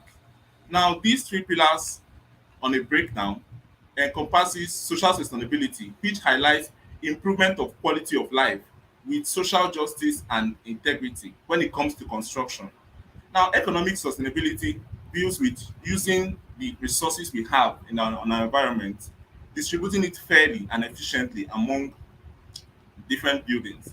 Environmental sustainability involves protecting our environment and making sure that we don't pollute it, rather it encourages us to use renewable resources in construction processes. Now, these are these practices, is it sustainable? Can we do it? Is it possible that we can do it? Yes, of course. An example is in Hong Kong Science Park, which uses photovoltaic solar panels to reduce energy consumption. It saves about 250 megawatts of electricity, which is the equivalent of powering 18 houses in Nigeria uninterrupted for a year. Another example is in Brazil, where they use agricultural byproducts like coffee dregs and compounded plastic to produce building materials like bricks and roof tiles.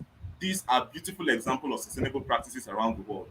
Now, how do we plant that tree of sustainable construction in developing countries like Nigeria?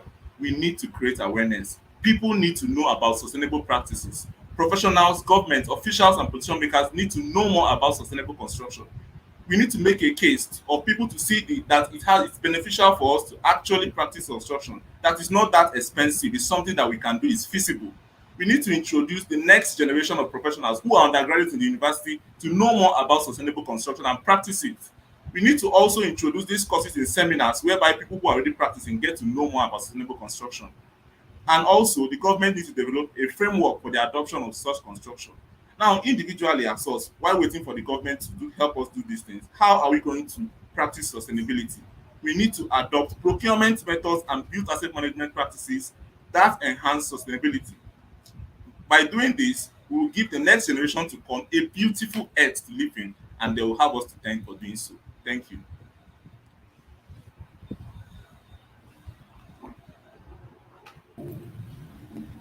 Thank you very much for that prompt and concise presentation. I think you maintained the time schedule for you excellently well. So we'll be taking your questions from the panelists now. We'll be starting with QS Afepita. QS Afepita, are you with us? Hello, sir. Yes, sir. Yes, yes, okay. Do you have any Coming. question for? No, sir. No, sir. Okay, okay. We'll move on Thank you. to QS Momo. Any question for Mr. Justice? No question also. All right. Dr. Famaki, Okay, over to you. let me just say this. When you were presenting, you said there are three pillars of sustainability. If you read widely, I think there are some more other pillars being added to sustainability. Yeah. So have you read of any you could give as the fourth or the fifth pillar of sustainability? Okay, yes, sir. What I mentioned is that the three is the most common that is used, which is most literature covers that three. But there are others like technical sustainability, which deals with the technical process of construction and how we can make it to be sustainable. And then also we talk about social justice, which is almost of them are just inclusive in the main three. We can put them under the major three that is mentioned in most literature. But all the main ones are just that three. That's what most literature feature on sustainability. Yeah. Yeah, thank you for mentioning that technical. And then there's also culture. So yeah, there are so many schools of thought in that regard. Thank you. All right. Just to add to that, also we have the human pillar also, which has been included. There are different additions. Okay. I believe we are done with your session, Mr. Justice Odo. Thank you for your time and thank you for contributing to Right to Lead 1.0. Moving forward, Bisola, do you want to Yes, contribute yes. something? Okay. Thank you. I'm actually in a glee spirit, seeing how much people have been able to give what they know so far. And it's also important for us that as we present, we should specify the time of research, say as at the time of this study, because new findings keep coming up here and there. Thank you for anchoring that session. Now we'll move on to the last batch of the presentation after this short break. Let's go on a short break to relax our nerves a bit.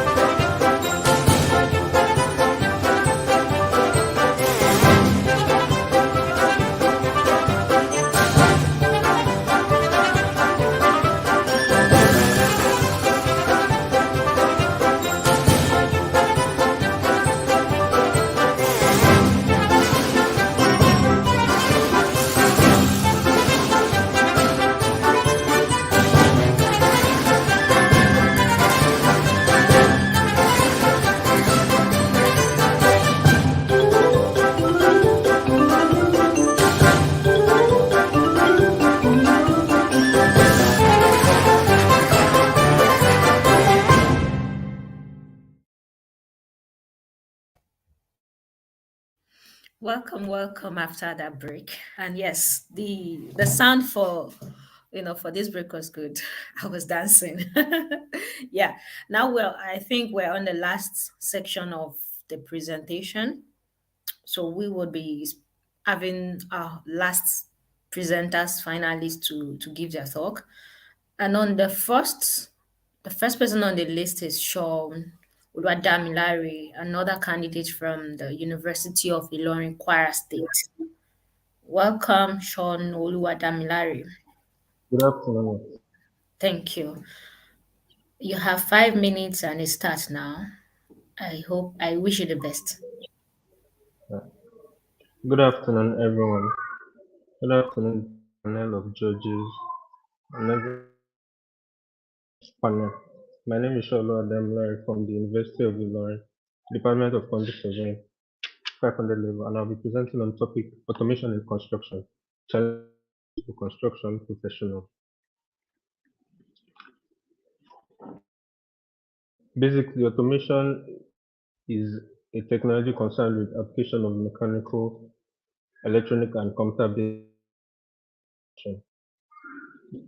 automation. Give a brief for us to know the terms for those that are not conversant with it. So, automation in construction. Construction automation is development for construction process. Construction automation deals with applying the principles of industrial automation to the construction sector. In building, construction, civil engineering, that is like bridges, another civil engineering or heavy engineering work. And development. Some of these automation in construction will mostly they are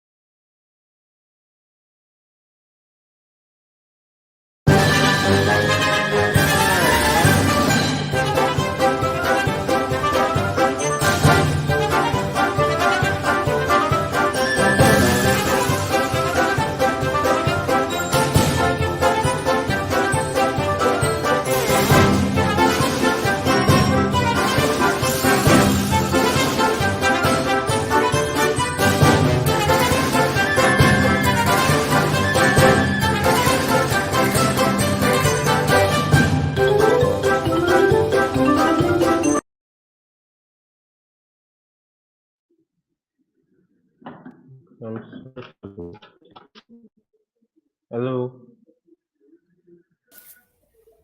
Yes, we can hear you now. I just want to Okay. tell you to also speak clearly. Don't Okay. mumble up your words so that we can hear you as you speak. Okay. Thank you. You have 5 minutes and you can start now. Okay. Thank you. Good day, everyone. Good day to the panel of judges and each and every protocol here. Thank you very much for this opportunity. So the topic I'll be speaking on is automation in construction, challenges and opportunities for construction professionals. I'm a student of the University of Ilorin, 500 level. So basically, I've given a brief definition for some of the terms that is in this research, which is automation. Automation is a technology concerned with the application of mechanical, electronic, and computer-based systems to operate and control production. Automation in construction. In short, construction automation deals with applying the principles of industrial automation to the construction sector, whether in building, construction, civil engineering, roadways, dams, bridges, or other civil engineering or heavy engineering work, or in the prefabrication of construction components. Like we've seen physically in some of the construction sites around, like in Lagos State, there are some of these equipment that are being used presently. But as for Nigeria now, there are some that are not being used maybe because of the advancement of technology that have not been adapted here in Nigeria. So automation in construction. Here's a table that I give based on the population movement or movement from the rural area to the urban area. It has increased the probability and need for it has increased the probability and need for this construction automation equipment. So building and construction are one of the major industries around the world. The construction industry is labor intensive and is conducted in dangerous situations. Therefore, the importance of construction robotics has grown rapidly. Some applications of examples of automation currently used in the construction industry include SAM, semi-automated machine. This particular tool now, for this particular equipment now, it leaves at least on 3,000 bricks per day, while in normal, the best or the most experienced masons around will lay around 100, maybe 1,000 bricks per day. Then cranes that are used in all these high-rise buildings. Then use of nail gun to help this the ones I'm giving now are just some applications of the automation that we're using. Use of nail gun instead of carpenters that use nail and like for this is for the roof trusses and all those. Instead of like to prevent accidents and to help increase safety and efficiency, it takes less time and it is more or less immediate. Opportunities for construction professionals. Some of the opportunities provided by automation of construction for construction professionals include it, it conducts labor tasks at dangerous locations, for example, at substantial height places. For places of like 10 stories, 20 stories, they will use like crane to help transport the equipment that they need for the construction, like all this heavy equipment, we have to transport it there, then to use them at those particular heights to help even to increase the health potential of the professionals. Because even basically, according to the research I made, about 20 to 40% of professionals worldwide die on the construction site due to minor accidents and other forms of mishaps on the construction site. So this automation helps to improve it. It simulates decline cost and increases efficiency and productivity, uniform quality and higher accuracy than that provided by skilled worker. Challenges facing professionals in regards to automation in the construction industry. In the UK, an estimated 10.4 million jobs representing some 30% of the total are expected to be automated by early 2030. Workers with a low secondary degree education will mostly be affected by automation. Like workers, if not apart from that, say, people with low educational qualification are less likely to be considered for other those advanced applications. For an average of 25% of jobs, some 50 to 70% of tasks are likely to change significantly because of automation. There might be a net loss of 5 million jobs in 15 major developed and emerging economies by 2020. Then there will be need for training of the workers for the new equipment or the new automation innovations that will be brought into the industry. So you need to be training each of these professionals, and that will inquire more cost on the project. Then, in conclusion, robots are increasingly involved in construction operations to maintain high accurate action and to reduce hazardous risks, achieving improved control and safety. Efforts should be paid to convince professionals in building management to look into the possibility of integrating robotics and building automation together to improve the quality of services for My name is modern Akim Victoria Oluwason. buildings.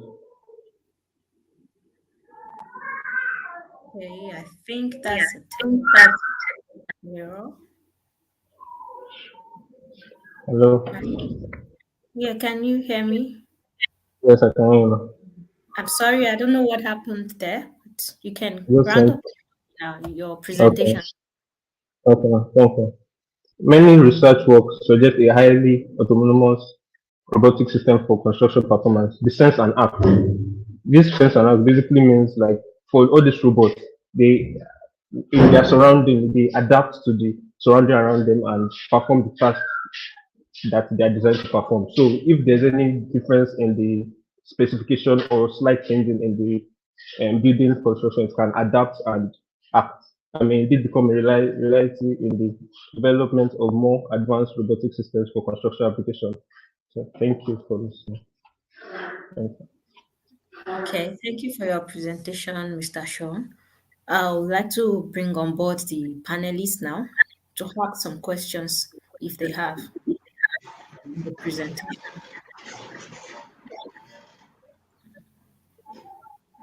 Okay, So that's fine. okay. You're muted, Yes. Mrs. Over to you, Prof. Professor Famaki. Okay. In the course of your presentation, you gave instances where artisans, masons, automation can be used for mason activities that will increase Yes, sir. productivity. Yes, but your work is talking about construction professionals. So could you give any example of any application of automation to construction professionals? Does it Okay, apply to sir. construction professionals? You're giving us Okay. instances for artisans and all the likes. Yes. Yes, sir. Automation in general covers a very wide field. So automation, let me just bring it to quantity surveying. For instance, now there's been an innovation for BIM, building information modeling.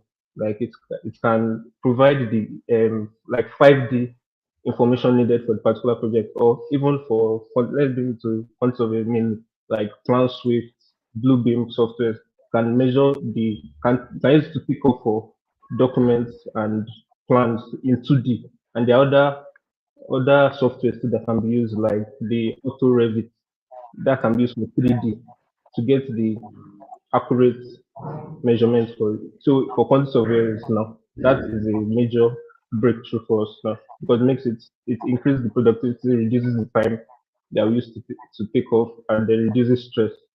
Yes. Thank you. Thank you.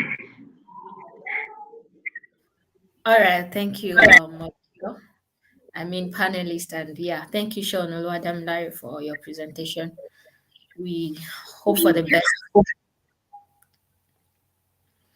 All right, as we proceed in our program, we'll be deviating a little from norm due to technical challenges and all of that. So our next presenter would be via a video, a recently recorded video of the candidate's presentation that would be played now by the technical team. And then assessment can be made from this. Technical team, do we have that of Miss Victoria? Miss Victoria, I'm trying to look for the name perfectly. Akiyemi Victoria Oluwasomi from Obafemi Awolowo University, Ile-Ife, Osun State, Nigeria. Can we have the presentation of Victoria Oluwasomi? From Obafemi Awolowo University. I am so glad and honored to be here today to be talking to everybody about my topic, which is enhancing sustainability in the construction industry and ways to go about it. First and foremost, what is sustainability? Sustainability can be simply put as a way in which the needs of the present generation is met without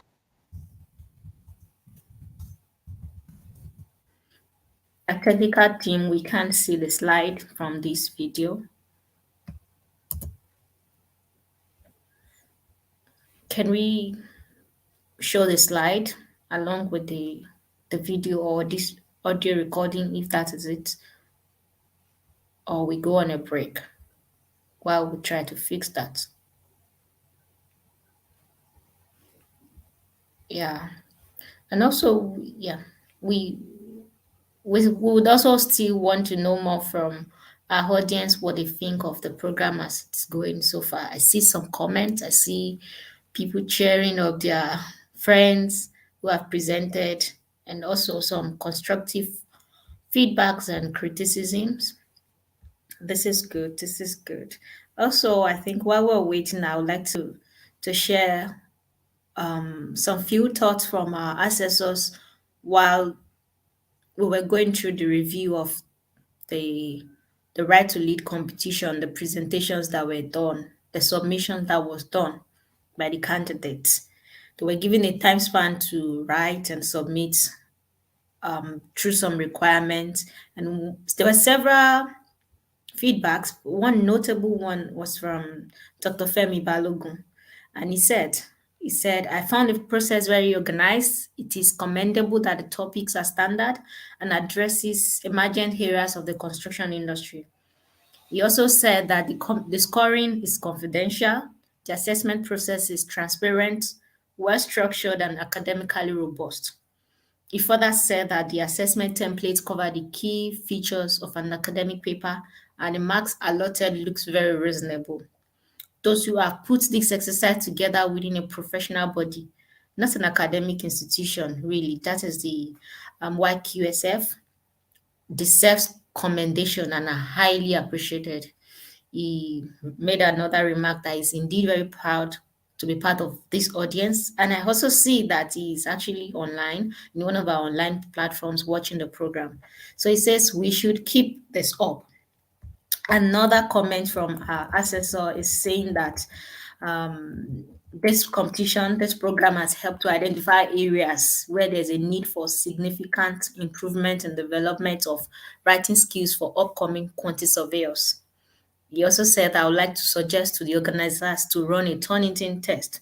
I do hope our candidates, all students on board and all concerned fellow are listening and are aware of what Turnitin is. Well, Turnitin is a software, a web-based software that checks for plagiarism, checks that your content is originally written, and if not, it is properly cited and referenced, just so that you are giving honor to whom honor is due for. And yeah, so it recommends that Turnitin tests are sent and run for all manuscripts, and I think they were done really. The organizers should initiate an incentive to encourage students promoters, which are teachers, lecturers from the university, to embrace the competition and motivate the student to participate in future competition. The teachers, lecturers, mentors, supervisors should be well informed of the minimum expectation. This will enable them to guide the students. So this is another feedback that we've gotten so far that would help us to plan for subsequent session. Another interesting remark that I would like to read to our audience while we're waiting for the technical team to fix what's not right at the moment is that it says that this is another laudable concept. Yeah, sorry. He said this is another laudable concept geared towards improving upcoming professionals' knowledge and skill writing. True, as we see, everything possible should be done to sustain this competition. And we actually do hope we move on. This competition will not just propel some students to enhance their writing skills, but also drive them to expand their knowledge in some technical areas. This is laying a good foundation for the upcoming quantity surveyors to be versatile in report writing and interest in scientific research. As much as I've read these feedbacks, I would also want to know what you feel like in the comment section. Now we'll proceed to the video that we were playing the other time of one of our presenters. Yeah, technical team, over to you.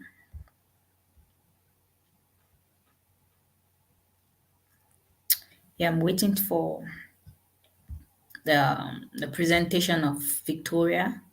My name is Akim Victoria Oluwasomi from Obafemi Awolowo University. I am so glad and honored to be here today to be talking to everybody about my topic, which is enhancing sustainability in the construction industry and what to do about it. First and foremost, what is sustainability? Sustainability can be simply put as a way in which the needs of the present generation is met without compromise to the needs of the future generation. Why is this sustainability important? It is important because it ensures the maintenance of a present satisfactory level of growth. It makes sure that this level of growth is maintained over a long period of time, and it also ensures today's satisfaction and the satisfaction of the future generation as well. Why the need for sustainability? Despite the, despite the benefits of construction, it is in no doubt that construction has also caused harm to humans and their environment, ranging from environmental pollution to building collapses. Therefore, sustainable construction aim at maximizing required performance and functionality with minimum adverse environmental impact while encouraging improvement in economic, social, and cultural circumstances at local, regional, and global levels. Who are the people involved in the construction industry, and and what is their role in enhancing sustainability? We have the architects, we have the builders, the quantity surveyors, the estate valuers, the land surveyors, the town planners, and the engineer.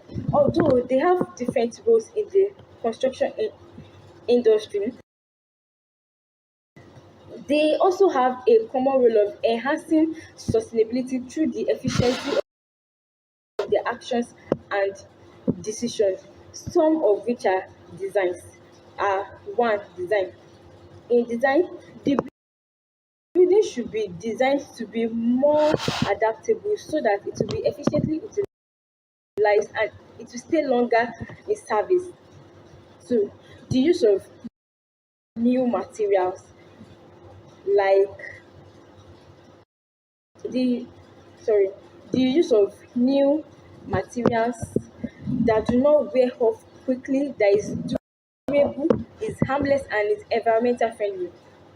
Three, the use of new method of construction like the 3D printing, additive manufacturing, and green buildings, and also the safe disposable, is harmless, and is environmental friendly. Three, the use of new method of construction like the 3D printing, additive manufacturing, and green buildings, and also the safe disposals of construction waste through reducing waste, reusing waste, and also recycling of materials. How will this sustainability be helpful to humans and the society at large? Socially, sustainable construction activities create employment across the economy. It also improves the quality of life. It protects our ecosystem and preserve the natural resources for future generations. Economically, the product of sustainable construction requires less maintenance, enhances value for money, enable cost saving, create a positive reputation, enable a stronger competitive advantage, and also lowers risk and lengthen a building's lifetime. In conclusion, sustainability should not be a short-term goal, rather it should be an unending one. And also, considering its implication on every sphere of the human world, priority should be given to enhancing sustainability.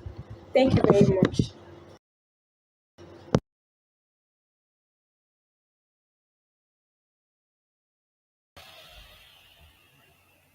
Okay, okay. Thank you for sharing that. And I do hope that can be sufficient. I was speaking to the technical team, but trying to see the possibility of having a scroll through of a slide. If that is possible, then we will do that. If not, we would want to proceed now by bringing the panelists on board and see if they have questions based on this presentation.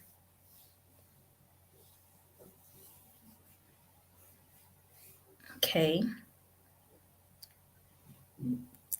technical team.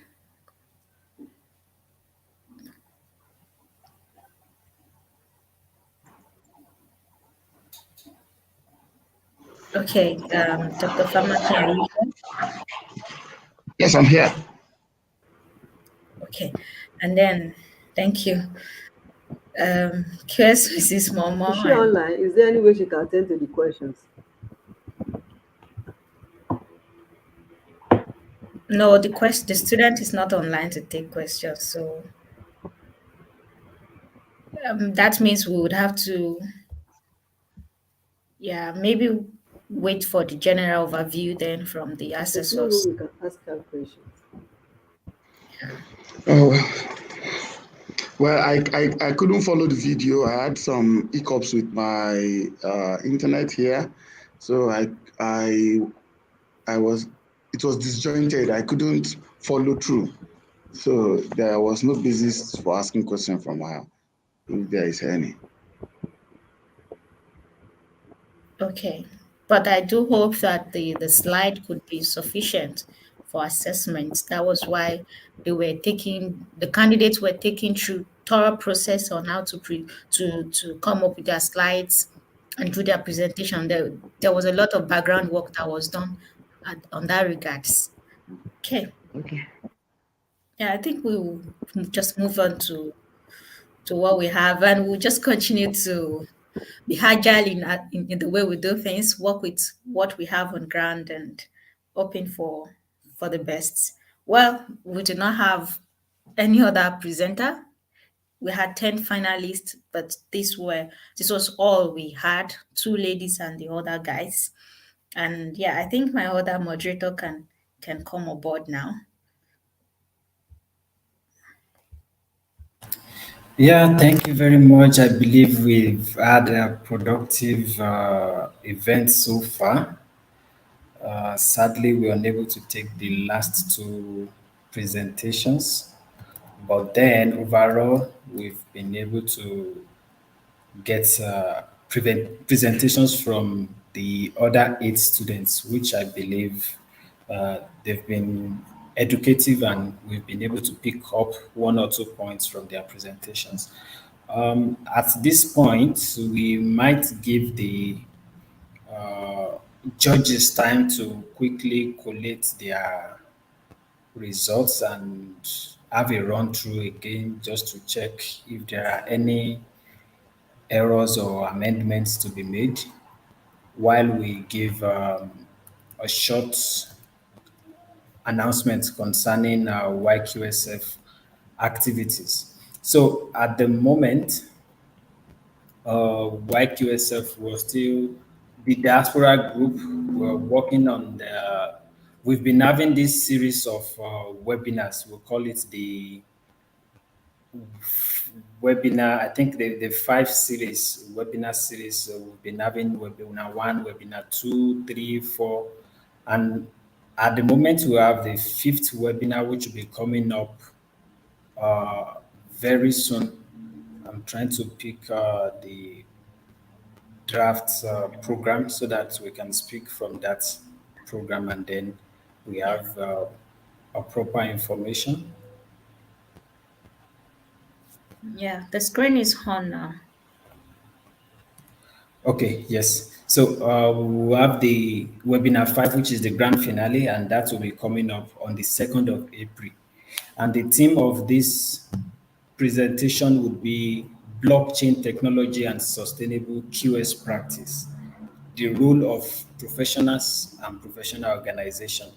For this event, we are bringing in professionals who will do justice to this topic. They would enlighten us on what blockchain technology is all about and the different sustainable QS practices that the blockchain technology are applicable to. And I believe this session will be educative and we will be able to pick up new knowledge from the session. Um, Also, we have with us, joining us in the studio now, the outgoing, I won't say outgone because we've not done the investigation of the new chairperson for YQSF. So the outgoing chairperson is here with us this afternoon. We have QS Ayodele Faleye. Your video is a little bit blurry. but I believe we can hear you loud and clear. Good afternoon, sir. Is it better now? The video quality is still not good, but we can hear you loud and clear. Okay.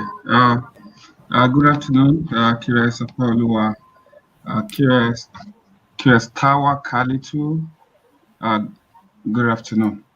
I want to commend you for what you have done so far. Let me use that opportunity to equally appreciate the QS Temitope Momo, QS Afe Peter. Thank you so much for creating that time to oversee this section as judges. We appreciate you.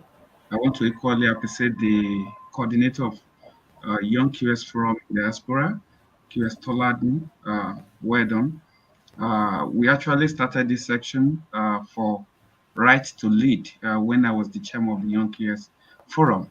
And I can see that the effort has been very productive. There's a room for us to grow, but without doubt, we are moving towards achieving greatness as a forum and as a profession. I want to appreciate other leaders that have joined us across the world. I've seen Dr. Femi Balogun online, and I saw his comments. Other leaders, I want to appreciate QS Stanley Oji, the acting chairman of the Young QS Forum. Thank you for your efforts. And more importantly, the last 10 participants across different schools, from ABU, from Uni Lauren, Obafemi Awolowo University. Thank you for your efforts. When QS Tosin approached me, or approached Sampreg Academy for sponsorship, we jumped to it simply because this actually speaks to our area of interest. Sampreg Academy is the learning and development arm of Sampreg Consultants Limited. And basically what we do at the academy, we offer career advisory services for young professionals and experienced professionals. We have a software boot camp where we train participants, professionals in different software, design software like Revit, AutoCAD, SketchUp, planning software like Primavera 6, MS Projects, costing and quantification software like Snape software, Vector, Masterbill, among others. And beyond that, we do coaching for professionals, corporate branding, and benchmarking.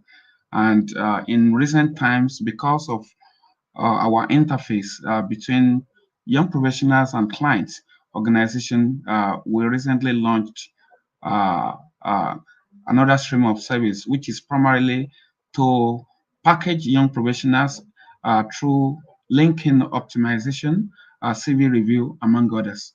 So I want to encourage all the participants joining across the world. Follow our LinkedIn page, follow us on Twitter, and follow us on Instagram.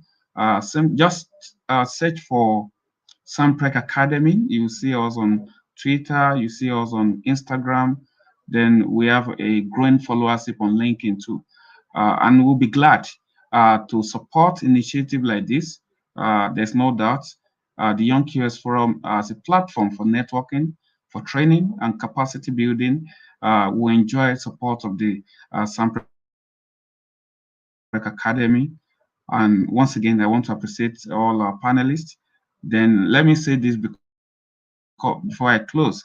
QS Tower, it seems possibly we are going to launch a studio for you. The forum is going to launch a studio for you where you have maybe an hour weekly program, because I can see a great improvement in the way you and QS Apollo are coordinating this section. Thank you once again, and God bless you. Thank you very much, QS Faleye, for that information session. I believe we've had from the horse's mouth there. Samprek Academy is there for you to assist in any uh, built environment related training that you want to use as a leverage for your business and also for your professional practices.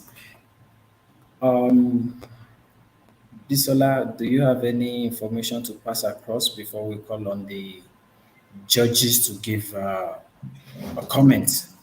No, not really. I was just looking back to what the feedback, the comment from QSI Delifale now as regards this presentation we do. And I had to look backward as to how we started.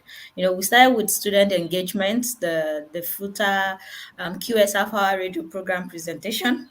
We Yeah. started it together, right? And then we've come all along. And this is to also encourage every participant and several students that are on board today that even beyond academia, there is the extracurriculum activity that would help you develop well your communication skill, your human relationship, and several others. So I'm encouraging students out there to cheer up, enjoy your time, make friends, and be the best versions of yourself.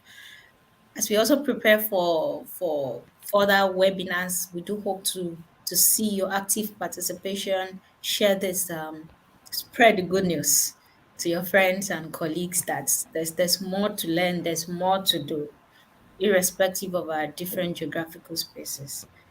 And yeah, that's just my comment. Okay. Yes, at this junction, we'll be calling on our judges to give their comments concerning the right to lead events so far, and also to give comments generally on the performance of the students based on their presentation today. Let's do ladies first, I think. So, QS Momo,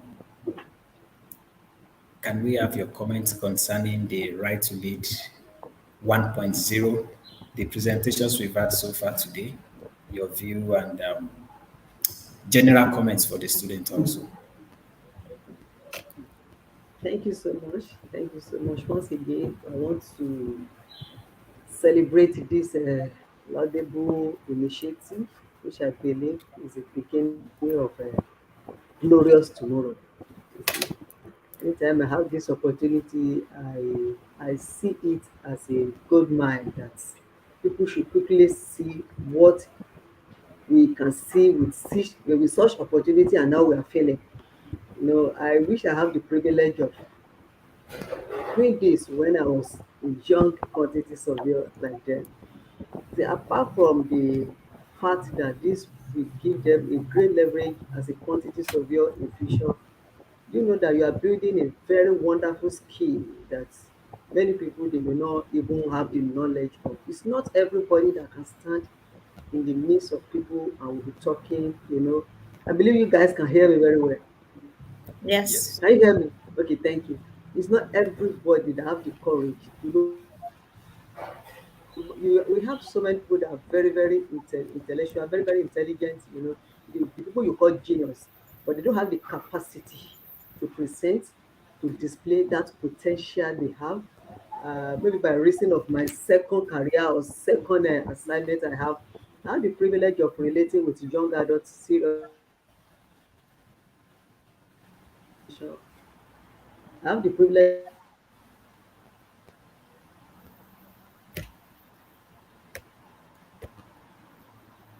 of meeting with them on different occasions. And when you see what they are saying, you know that you are promising guy, you thought that this one should be a plus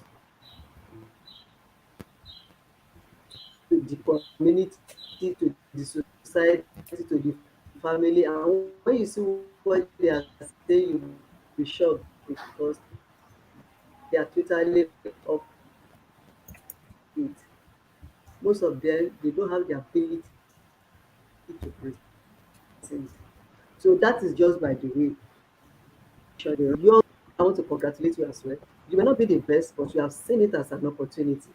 This opportunity have already opened up another opportunity for you. And I want to congratulate you. I want you to be talking to quantity surveyor across the globe. Talking to Ms. Tower is a privilege. Talking to QS software is a privilege. And if there is any opportunity, definitely we will call on you. I want to say thank you. Technically, I believe Professor will be talking more on it, but I want to say this. This opportunity is a pointer that you can do more. Don't just sit that, okay, let me just limit my research to what is happening around me. You can go wide, you can, your paper, your topic will be what somebody will just pick on. These two people up there, I know they are writing a lot of papers presently. They can pick part of your research paper, and you can be a co-author with them. So please, anytime you have such opportunity, work more. Like I have some people, I'm not permitted to mention names now so that it will not be as if I'm influencing. I have some people that really did very, very well here. That I think, I believe you guys, you already noticed such people. You might still want to work with them in future because of the way they presented their papers. Once again, I want to say thank you. And I think I should say thank you personally for giving me this privilege. I appreciate it. I appreciate it so much. God bless you. Thank you so much. Thank you. Thank you. I'm good. Thank you very much, Ma. That was Can you hear me? very, very insightful. And I believe those comments are noted by the necessary stakeholders, which I believe would also assist the students in improving on their performance today. There would always be a starting point, and I believe they've set the foundation very well with this. For you to be among the finalists to come on board and make your presentation is also something that is commendable. Um, Dr. Famakin, can we have your comment also, sir?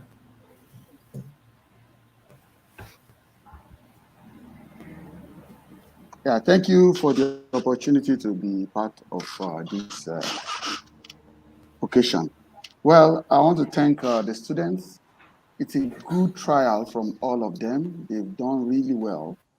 I believe if some of us had the opportunity during our time, maybe we would have gone further than this. So I believe even the sky could be the starting point for all these ones.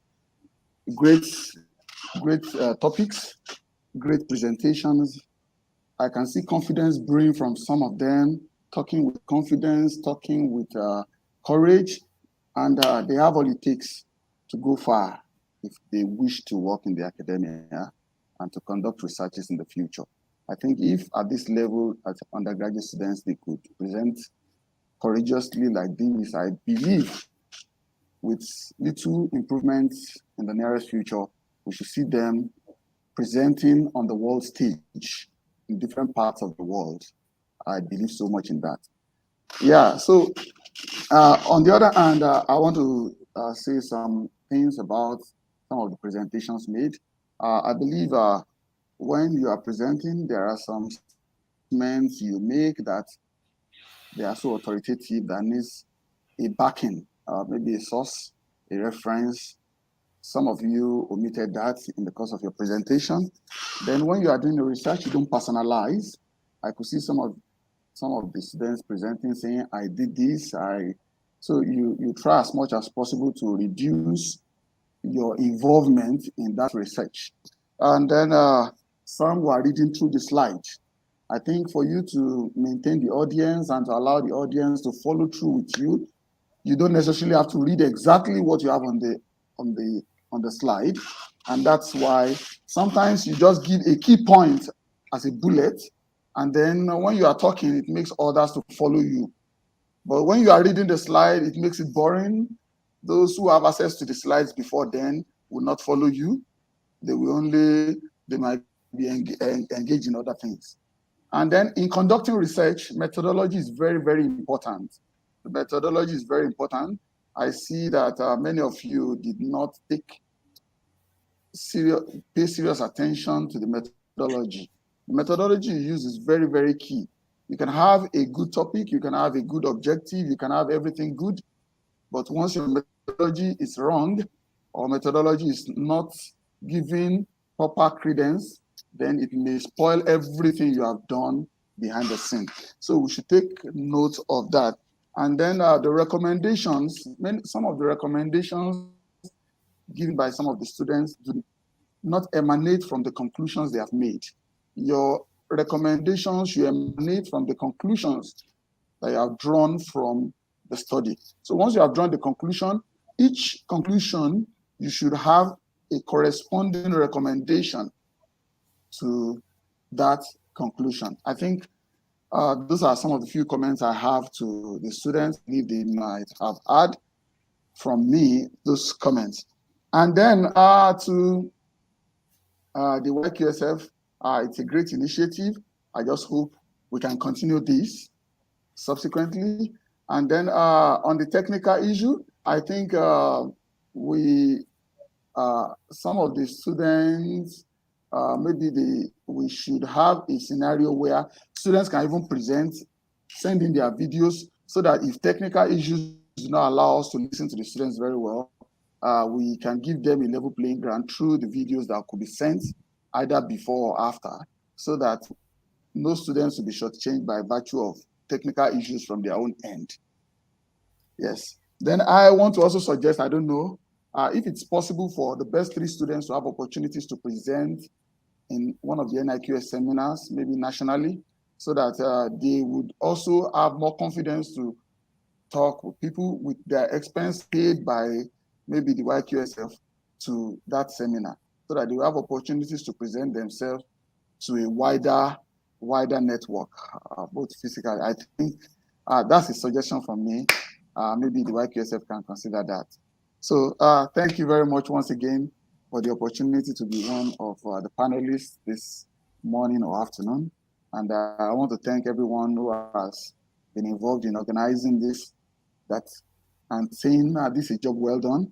We can keep it up, we can sustain the tempo. And I believe in the next few years, we'll be able to raise more students who will be able to present on the world map, even as undergraduate students, with confidence and courage. Thank you. Okay, thank you. Can you hear me clearly? Yes. Yes, I can Yeah, hear you. so I just want to add that there's the room for you to say your limitations when you're conducting the research. It's okay to say that I only considered professionals. I did not speak to artisans. Then it makes your study much more valid, and then it reduces your chances of being crucified or questioned in that regard, because you had expressly stated it earlier on that this was the extent to which you went when you were doing your research. Yeah, that's just a little addition from my side. Okay, we have 2 other judges, but due to technical challenges, they are not here at the moment. That's QS Afe Peter and also QS Esther Olade. Um, but they've connected with the events on other medium, and they've been able to follow through the presentations. So they have also graded the students accordingly. I think at this point we'll be bringing in the YQSF Diaspora Group coordinator in person of QS Tosin Akimoladun to give us a roundup of the winners as adjudged by our panelists, and then we can take his own closing remark as well. QS Tosin, you're welcome on board, sir. Yeah, thank you very much. Can you please give me about 5 minutes Oh yes. so that I can conclude? We can take some break or No, take up I the think, show. yeah, I think we can keep talking. Okay, and yeah.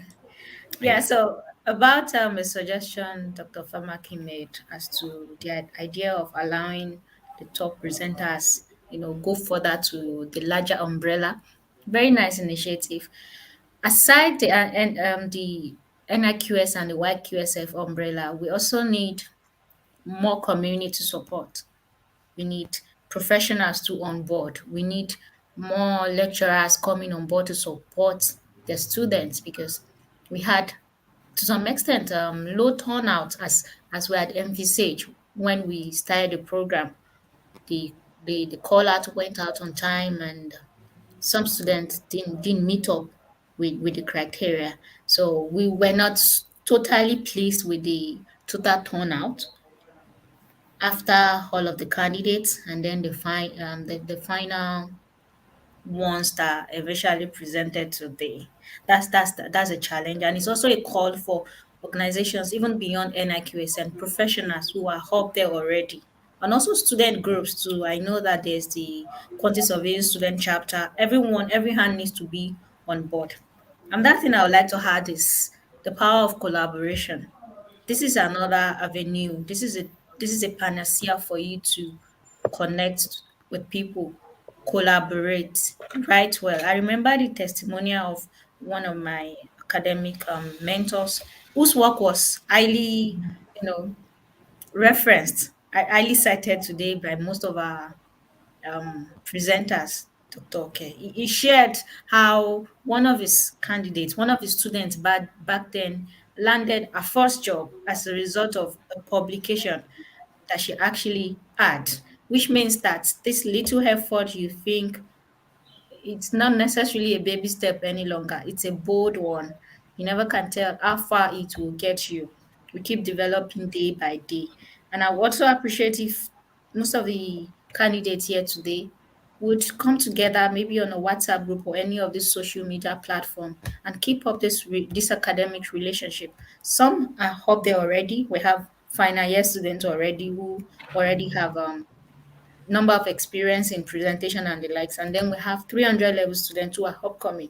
So it would be okay to have that balance, that bridge where they can keep, doing things and have their professional growth together. That's how I see it. What do you think?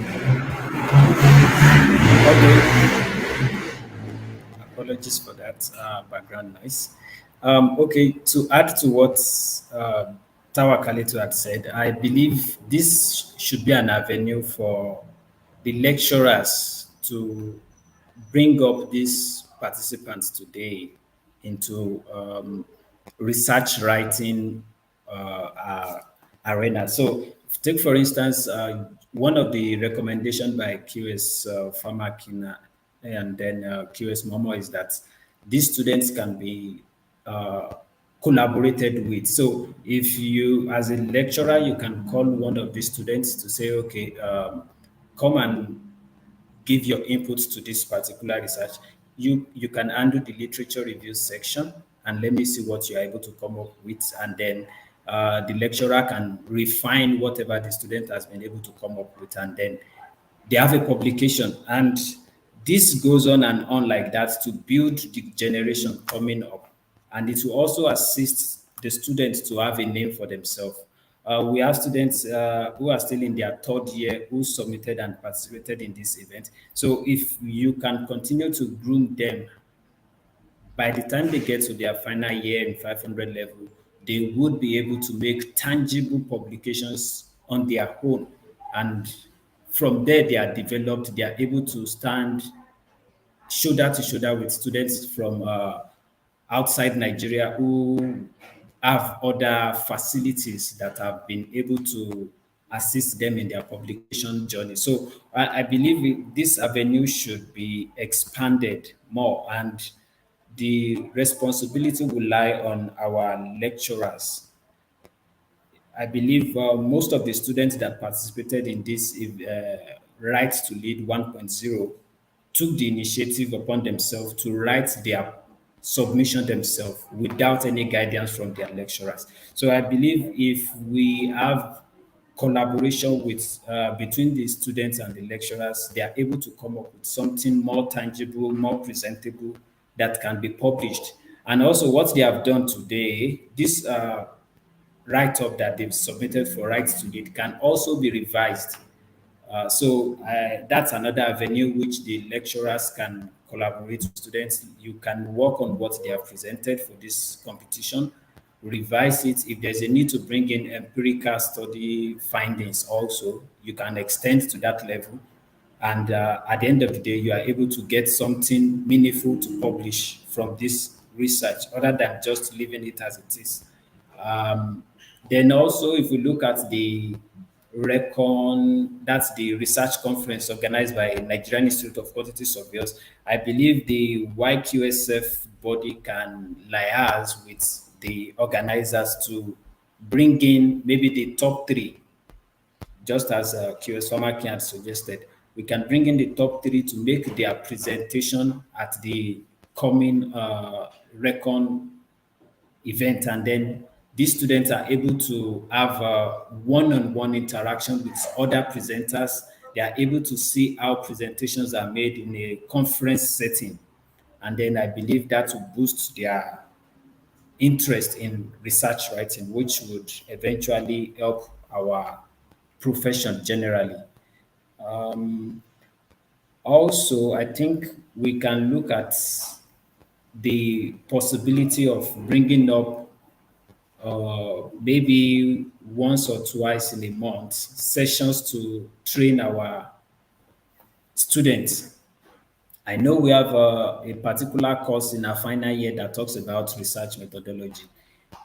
From time to time, maybe from their third year, we can introduce them to what research writing is all about. It does not necessarily have to be a full research work, maybe something that they can collaborate together, maybe 4 or 5 students, have a group work, do a mini dissertation, and then it is revised and probably get publications out of it. This would be an avenue to motivate students into having interest in research writing. So yeah, I think those are the few recommendations I have from my side also. Yeah, I don't I know would if, also yeah, I okay, would also yeah. want to add that, this CPD continual development is a point. No, Continuous professional development. yes, continuous professional development. I know that the programs would have had with the YQSF, the webinar series, have CPD points allotted to them. So perhaps this could also be an avenue for students, to get a side certificate and evidence of participation, maybe some CPD points, and And above all, I think that perseverance is what every candidate out there need. You might not necessarily win now. You might need to win on a bigger scale, but you start somewhere. And just like our comment one of the comments on the audience section is saying that there should be avenue for more sponsorship here. Since it's our maiden edition, we have seen how we can improve and also reach out to people more.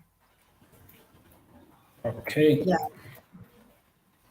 Then yeah, there's also a recommendation by QS Esther Olade that we can also incorporate not just the top three students, we can also take few others and collaborate with them to upgrade their submission for a publication. Yeah, I think this is possible. We just need willing authors who would collaborate with the students. And I think the suggestion Tawa made earlier about having a WhatsApp group, I think the students can also collaborate with themselves to say, okay, I have this idea of a research area which I want to research on.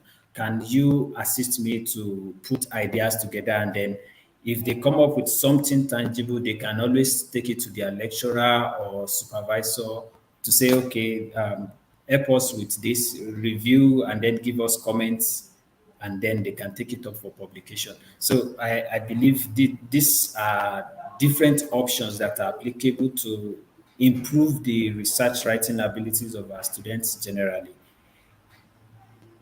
yeah. I agree with you really. Most times it is best when you approach it from DIY, do it yourself. Then you learn on the process. You have an advanced writer on board to guide you, say, this is how to form your sentence. This is when you need a simple sentence. This is when you need a complex sentence rather than just wanting to pally with an advanced writer and you do little, you will not grow, you would not develop. But when you start with a major task and they give you guidance on how to refurbish what you've done, from there you get better. And then when you submit your paper, you can start with conferences where you can get some reviews.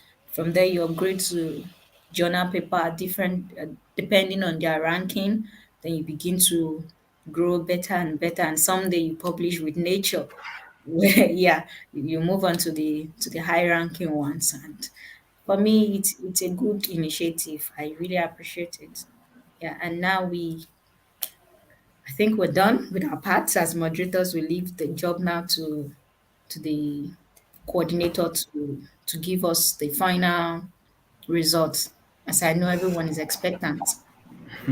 Yeah, I'm not going to do it alone. Yeah, thank you very much, everyone, for all that you have done. This is a very keenly contested competition because the results really amazed me. And the results is a product of probably what we have seen displayed today and what we have seen written. Thank you. First of all, I want to say thank you to the organizing committee for putting this uh, laudable program together.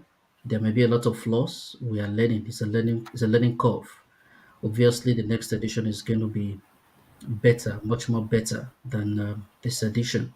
We've learned a lot of lessons. Maybe probably for uh, finalists to record.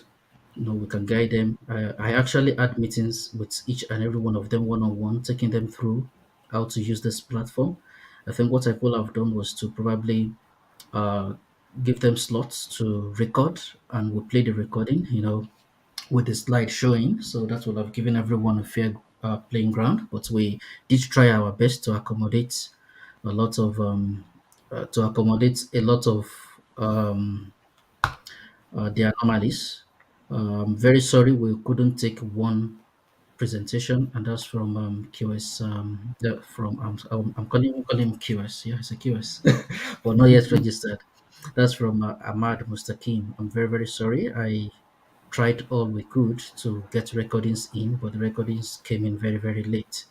We're very very sorry about that. I think the YQF board will see what they can do, to compensate. Because if you have presented, possibly you could have been part of the top three.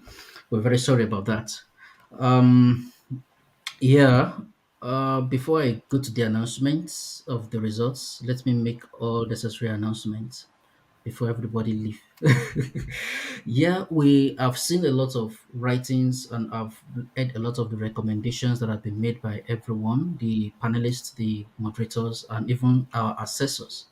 We have been able to identify the fact that there is still a lot to do in terms of research writing by our university undergraduates, and we need to intensify on this. At this junction, we're not going to just only leave it for the academics. We're going to take up this as an organ of NIQS, and we have been able to put together. We are putting together. Yeah, we come with the concept, and we have put together something like a research writing refresher series, or like a boot camp, what we may call it, and we have decided to term it answer, which is the arts and science of writing ethical research. Most of what we have heard today, there has been a lot of scientific, scientific uh, terminologies, but there are a lot of arts in the background. So we are going to do this in a series, probably like 12 or 13 series. So we're going to be taking two topics a month to talk about how do you find a topic, how do you do your literature review, how do you build up a theoretical and conceptual framework, how do you go about the methodology. We could see that only very few of the presentation today has a clearly defined methodology, and when you're looking at any research, the methodology is very, very key, very, very key. Even if you are doing a review, there is still a method. Review is a method, and you must let us know the method you go through. How many books, how many journals have you downloaded here and that, and even the writing aspects. We've listed these topics, and we are currently seeking for speakers. If you are interested in partnering with us to be a speaker, you can probably contact YQSF. The emails are showing there. You can write us, and we accommodate you to be able to, be one of our speakers. We are currently contacting speakers. We want to ensure that our speakers are on ground before we start the series. And thank you very much about that. Now to the results. It's a keenly contested one, and we we have spent beyond budgets. When I look at the results, we are going to be able to make up for that, I believe.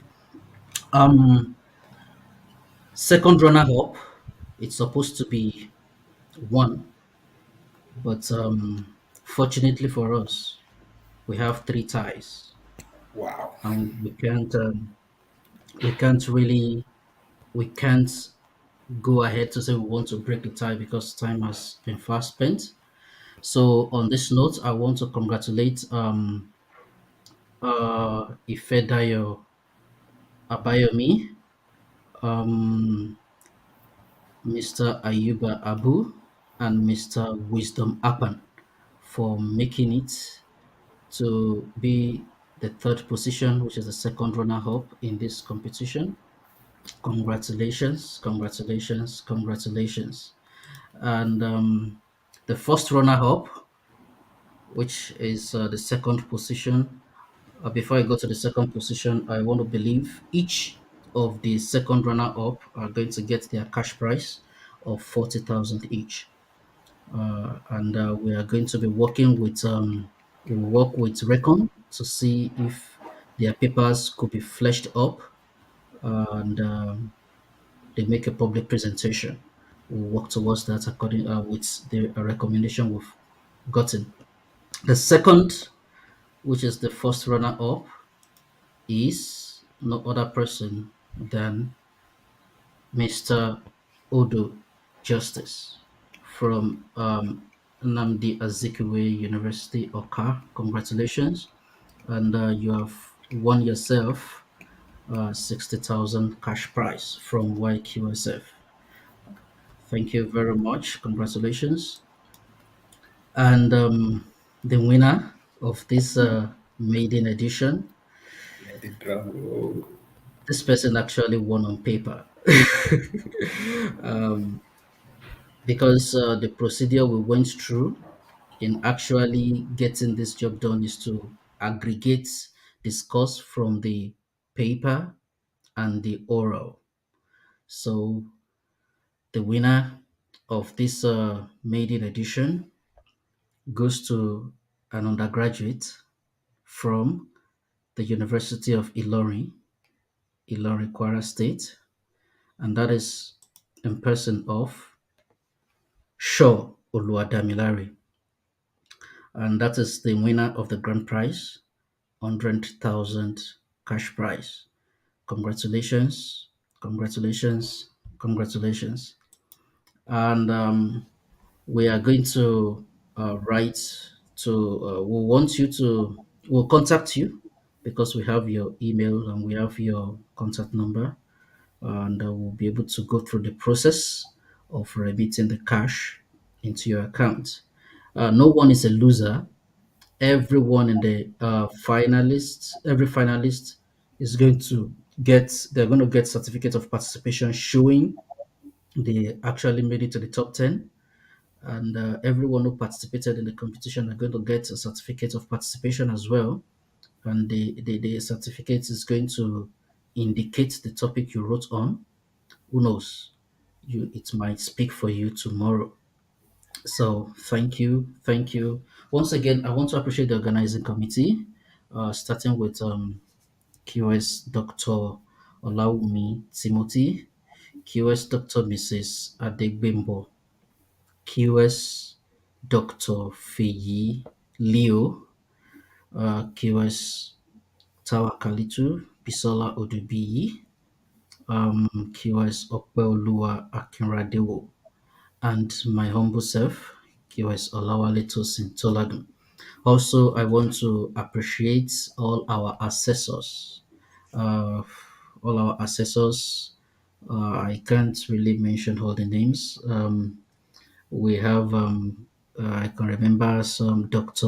Odediron Sunday, Professor Odeyinka from OAU, Dr. Amuda, and Dr.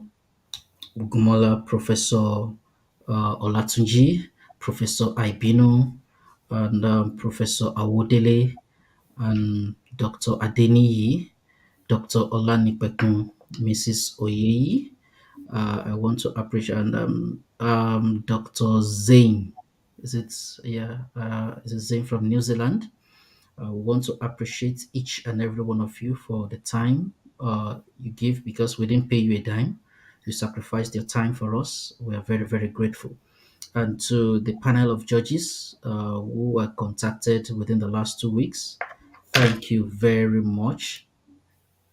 Thank you very much. Um, QS Mrs. E.T. Momo, that's thank you for coming. QS Dr. Famakin, thank you for coming. And QS Esther Oluwakemi Olade, we are very sorry. We don't know what is wrong with the technical team or the technical issues. But she was with, even presently, she's still with us, but yeah, we couldn't log her in. She has been with us since the beginning. We want to say we're very, very grateful for your commitment, for everything that you have done. Thank you very much. Thank you, thank you, thank you. And on this note, I want to I want to say thank you to every one of us, and congratulations to YQSF. See you. Yes, yes, yes. Congratulations to us. It was a success. Yes.